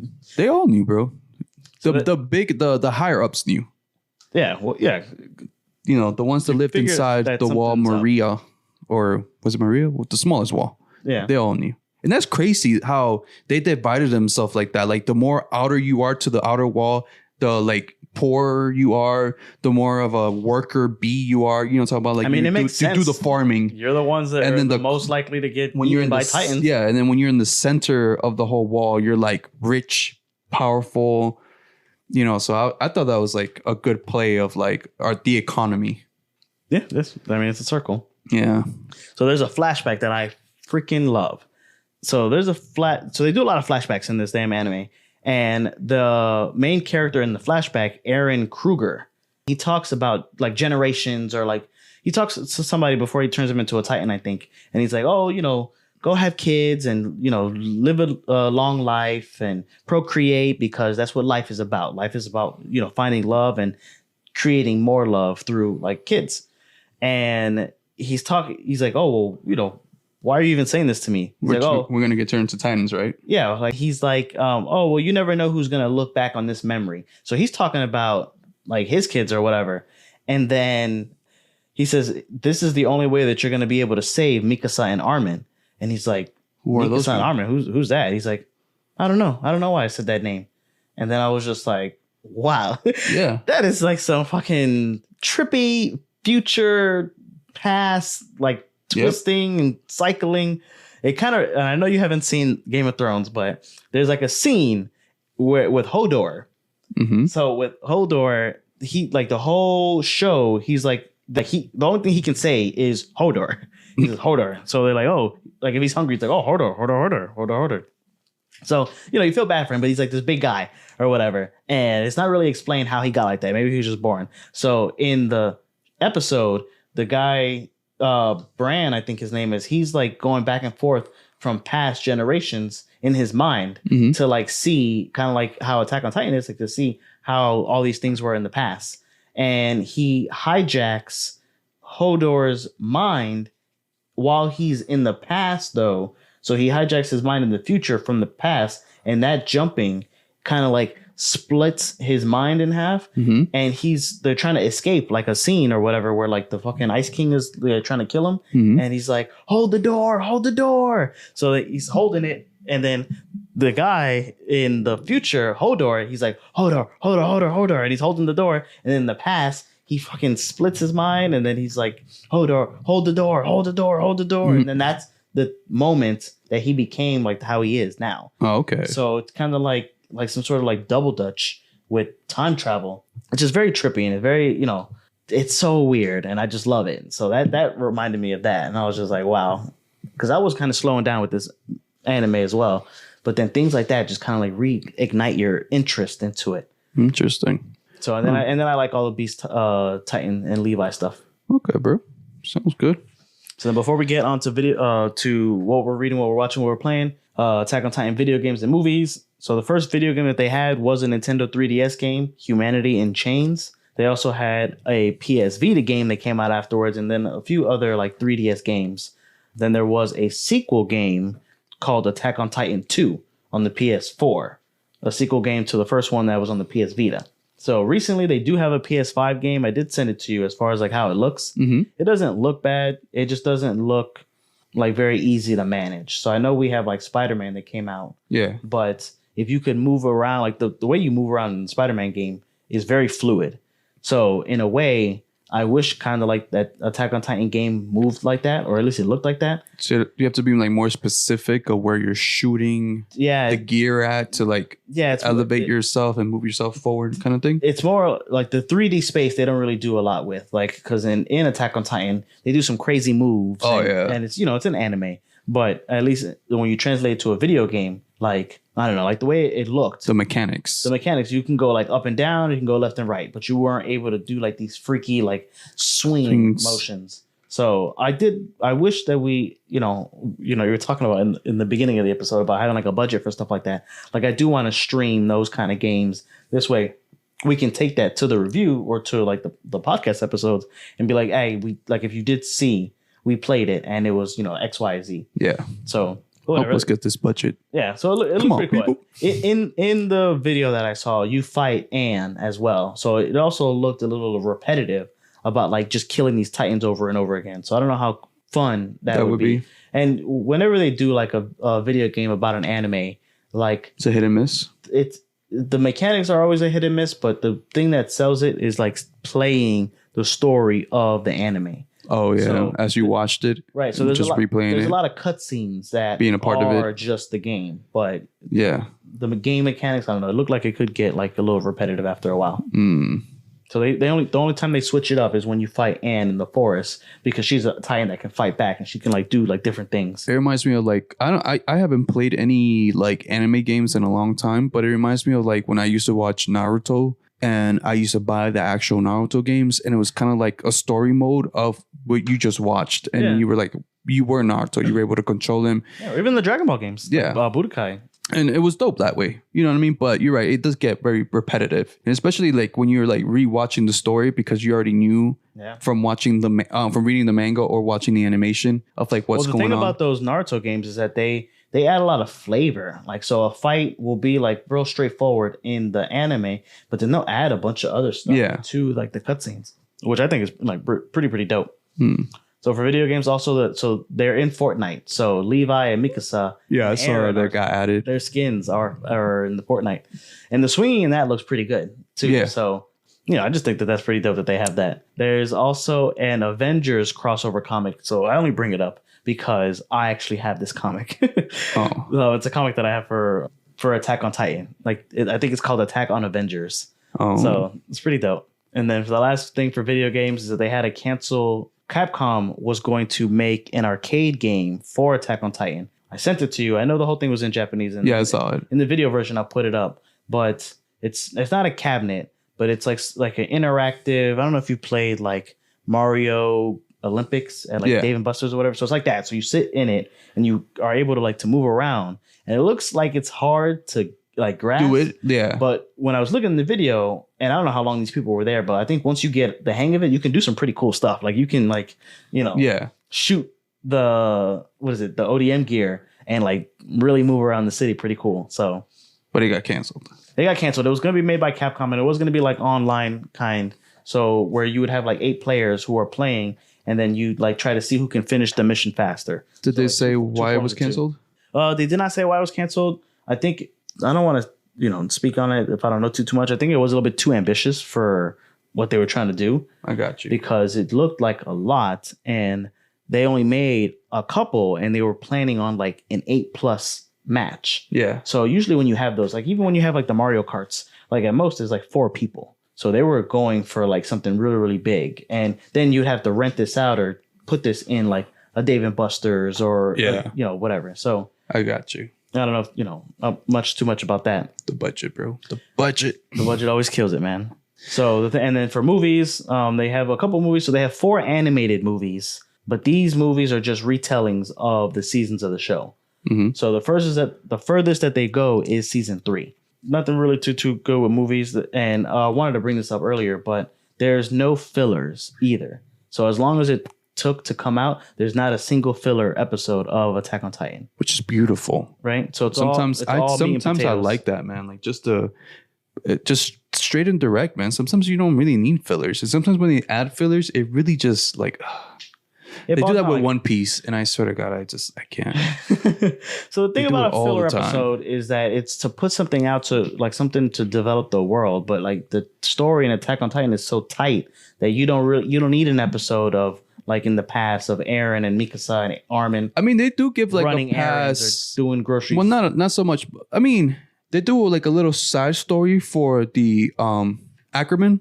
they do like a little side story for Ackerman. They go like his past and like the other guy that wears like a cowboy hat. He looks like Cowboy Bebop. Yeah. You know what I mean? They do kind of go into like a little, but it does lead to the main story though. Right. So with the filler episode, I wouldn't consider it a filler, but it does lead into. It's not. If there's a backstory that develops the character that's different from a filler episode. I know. Like where just like a random episode thrown in, and everything just resets at the end of the episode. Yeah, no, you're right. I wouldn't consider them fillers, but it does. It kind of felt like it diverted a little bit from the main story, but it was part of the story that led back to the main story. And you're right, fillers are mostly like just like a regular whatever episode. Like if you took that out from the story, it wouldn't even like do anything for the main story. Like it wouldn't damage it or take it away or add to it. Right. You're right. And like I said, One Piece does that a lot. Which is annoying. Like so, and then there's 2 live action movies. So they kind of do the same thing. And they do split up in parts 1 and part 2. They were both released in 2015, one in August and the other one in September. So the effects look decent, but that's mainly because most of the movie's dark. Like it's like really, really dimly lit. So I think if they did one during the day, like in broad daylight, I don't know how good the effects would hold up. All right, bro. So that's it for Attack on Titan. Anything else to add before we move on to the next segment of the show, bro? No, I had to say what I had to say, and I'm glad I got it off my chest. I know you've been holding on to it. I was holding on to it all day. You were trying to give me a little bit before the episode, and I was like, bro, just hold on to it a little bit longer, bro. Yes, bro. Hold on to it a little bit longer. I know it's tough, but damn. Yeah. All right, man. So let's go to the reading, watching, and playing, man. What are you reading? What are you watching? What are you playing? All right, so reading, watching, playing. I'm reading, so same shit. I'm reading Wild Strawberry. I'm liking it still reading Chainsaw, Dr. Stone, all that stuff. Something that I did want to bring to the episode is I'm reading Kaiju number 8, bro. Oh, you started it? I started it. The manga, or are you reading it on your phone? I'm reading it on my phone. I got you. It's on the Show and Jump app, but I think I might just start reading it on the like physical. Yeah, man, go for it. But it's fun. It's like I didn't know how fun and funny it was going to be. I thought it was like, real.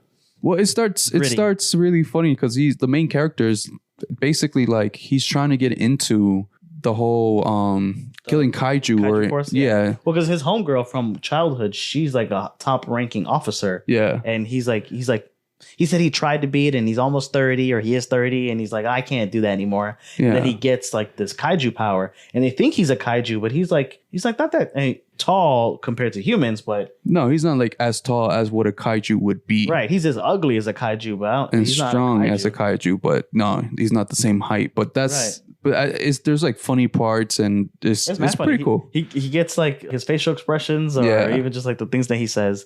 So I didn't know it was gonna be so funny, but I'm glad you like it, bro. Yeah, so I'm trying to get into the Wild Strawberries. You should do it, man. It's nice. Like I said, it's a combination of Demon Slayer and Chainsaw Man. Yeah, I was trying to post it on our IG to see if people, because I did like the Kaiju number 8, I did Hell's Paradise, and then I kept putting Strawberry. I'm like, I know it goes with something else, and I just couldn't figure it out. You should hit me up, yeah. Wild Strawberry, yeah. Strawberry. I'll put it up on our IG so people can know animes that we're reading.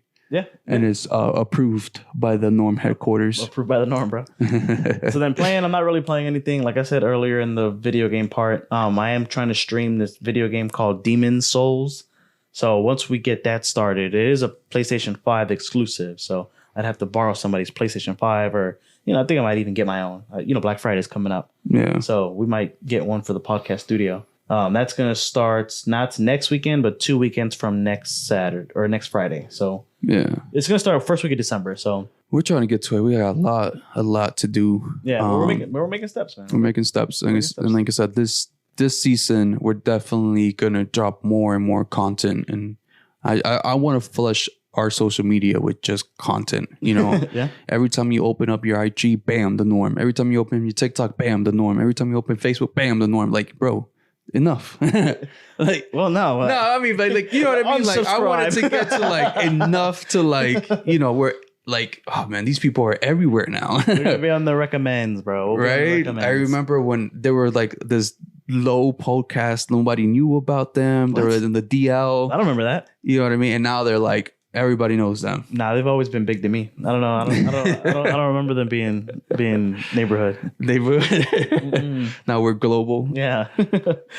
And then last for watching, I've been just watching a bunch of Attack on Titan to prepare for this episode. Yeah. And then for the family movie night, we're on the last Harry Potter. Oh, shit. So the next time we do a family movie night, we're going to do Deathly Hallows Part 2. And then we'll be done with Harry Potter. Cool. And then the next one, we might do something either Christmassy, like a one-off, or we might like start like Men in Black or something. I don't know. You should start Home Alone. Home Alone? Oh, yeah. Since it's Christmassy. Yeah. And there's only, 2 movies, I think? Home Alone 1 and 2? I think there might be 3 movies, actually, but there's definitely 2.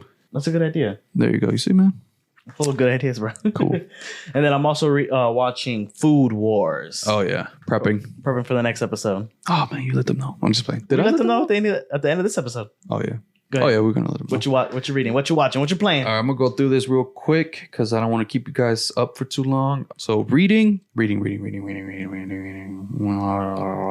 Nothing. I had to think about it. Nothing. I'm not reading anything. I have to pick up the new volume for Kaiju number 8. I last one to pick was 7. It's now in the podcast room since I read it, and I have to pick up 8. So I might pick that up maybe this weekend. So I might be reading that. Watching shit. I just got done watching the last episode of Gen V, episode 8. Yes, you were talking about it. It is good. I'm telling you, bro, you need to hop on it. I know. You're missing out. You're missing out. It's really good. I just got done watching the last episode of Jujutsu Kaisen. That was really good too. You need to hop on that one too. I just got done watching the first episode of Invincible, Amazon Prime. Do I need to hop onto that, bro? You need to hop. Well, you already saw the first season, right? I saw the first season. Yeah. Have you read some of the comic books? No, that's one of the comic books that I just haven't read, and I was gonna pick it up, but I was like, let me just enjoy it. And I treat it like a manga. So the comic books the story is way more different than the actual. Yeah, I read it. It's actually one of like the first couple of comic books that I started like actually reading.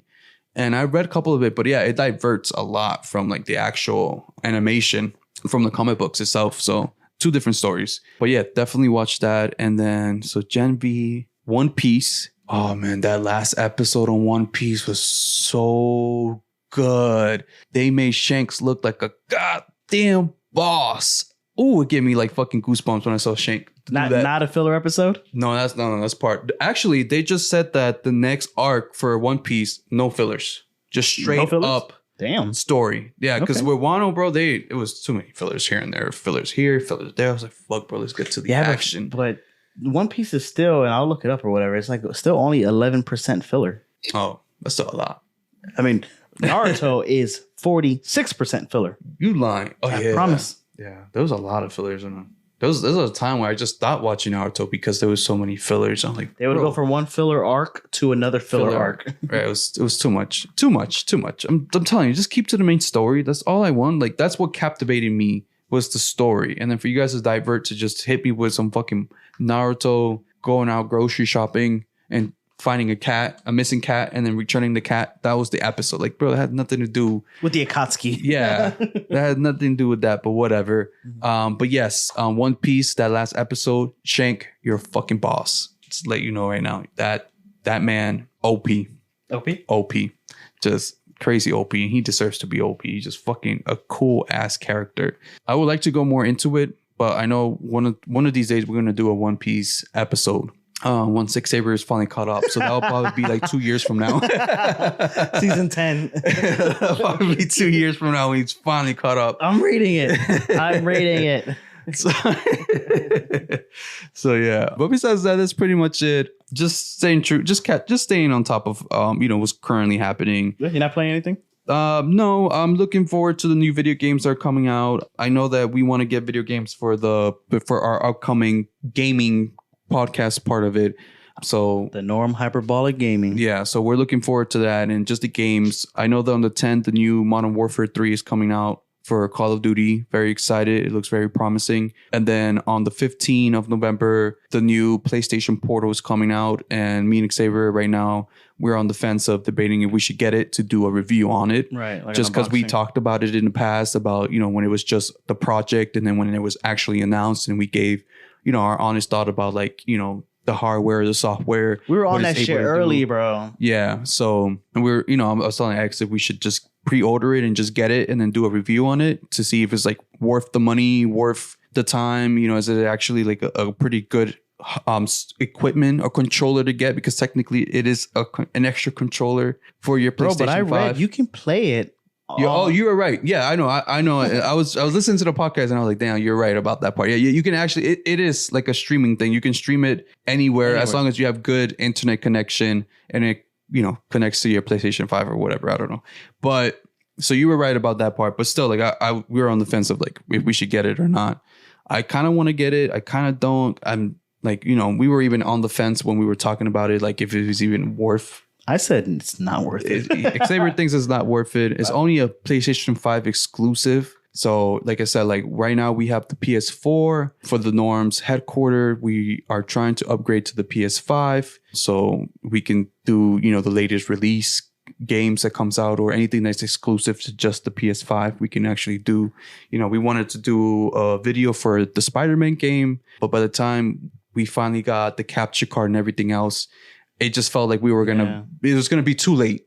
You know what I mean? To just jump on that wagon, like it was just gonna be worth it. So we rather wait for like the next big game to come out, and then we can jump onto that. I'm still gonna play that game. I'm gonna enjoy it, but no, I heard the story is really good. The gameplay and the story and the mechanics of the swinging and the costumes, and I heard it's really good. I mean, I still would love to get it, but I'd rather hold off my money to buy something newer for the podcast. You know what I mean? That's more like a personal game now. Like something just to do on our personal time. But, as soon as we can get a higher budget from our producers for this podcast. This podcast used to be sponsored by water, but we don't. Yeah, water took us off. Now we're finding a new sponsor. So, hey, if you're a beverage and want to sponsor us, we would love to build a contract with you guys or a relationship with you guys. So let us know, But yeah, besides that, that's pretty much it. I hope you guys really loved this podcast. We went more in depth with the whole Attack on Titan. Xavier actually watched it, read it, and we both enjoy this anime, and that's why we had so much to talk about it on this podcast. And I think when our podcast is very long, just know that we're very like into this anime. It's the same thing for like our hip hop episode, same thing for our villain episode. I think those were like one of our 2 longest podcasts, and it was just because we had so much to say and so much to talk about. This one might be just as long or maybe close to that. But again, it's because we're very passionate about Attack on Titan. And it was a very good story and very put together, right? Besides that, always subscribe. I don't know how many times I have to say it. Subscribe, follow, share, like, leave a review so we can read it out and, shout you guys out on the next podcast. So yeah, and like I said, we're everywhere. And now our podcast is on YouTube now. You can listen to us on YouTube podcast. Yeah. So that's cool. So listen to us through there. If you don't have Spotify or Apple or Amazon and all you have is YouTube, you can listen to it or you can watch us. We also have the live videos on there too. Our shorts are there, our reels, our follow us on TikTok. We're constantly trying to stay on top of that and posting new TikTok videos for you guys. Little clips and stuff like that of our podcast just to get you guys a little preview of what you're missing out and could be a part of. Yeah. So just join the crew, become a normie. And you know what I mean? Me and Xavier might make shirts for you guys that says, I'm a fucking normie. Deal with it. Deal with it.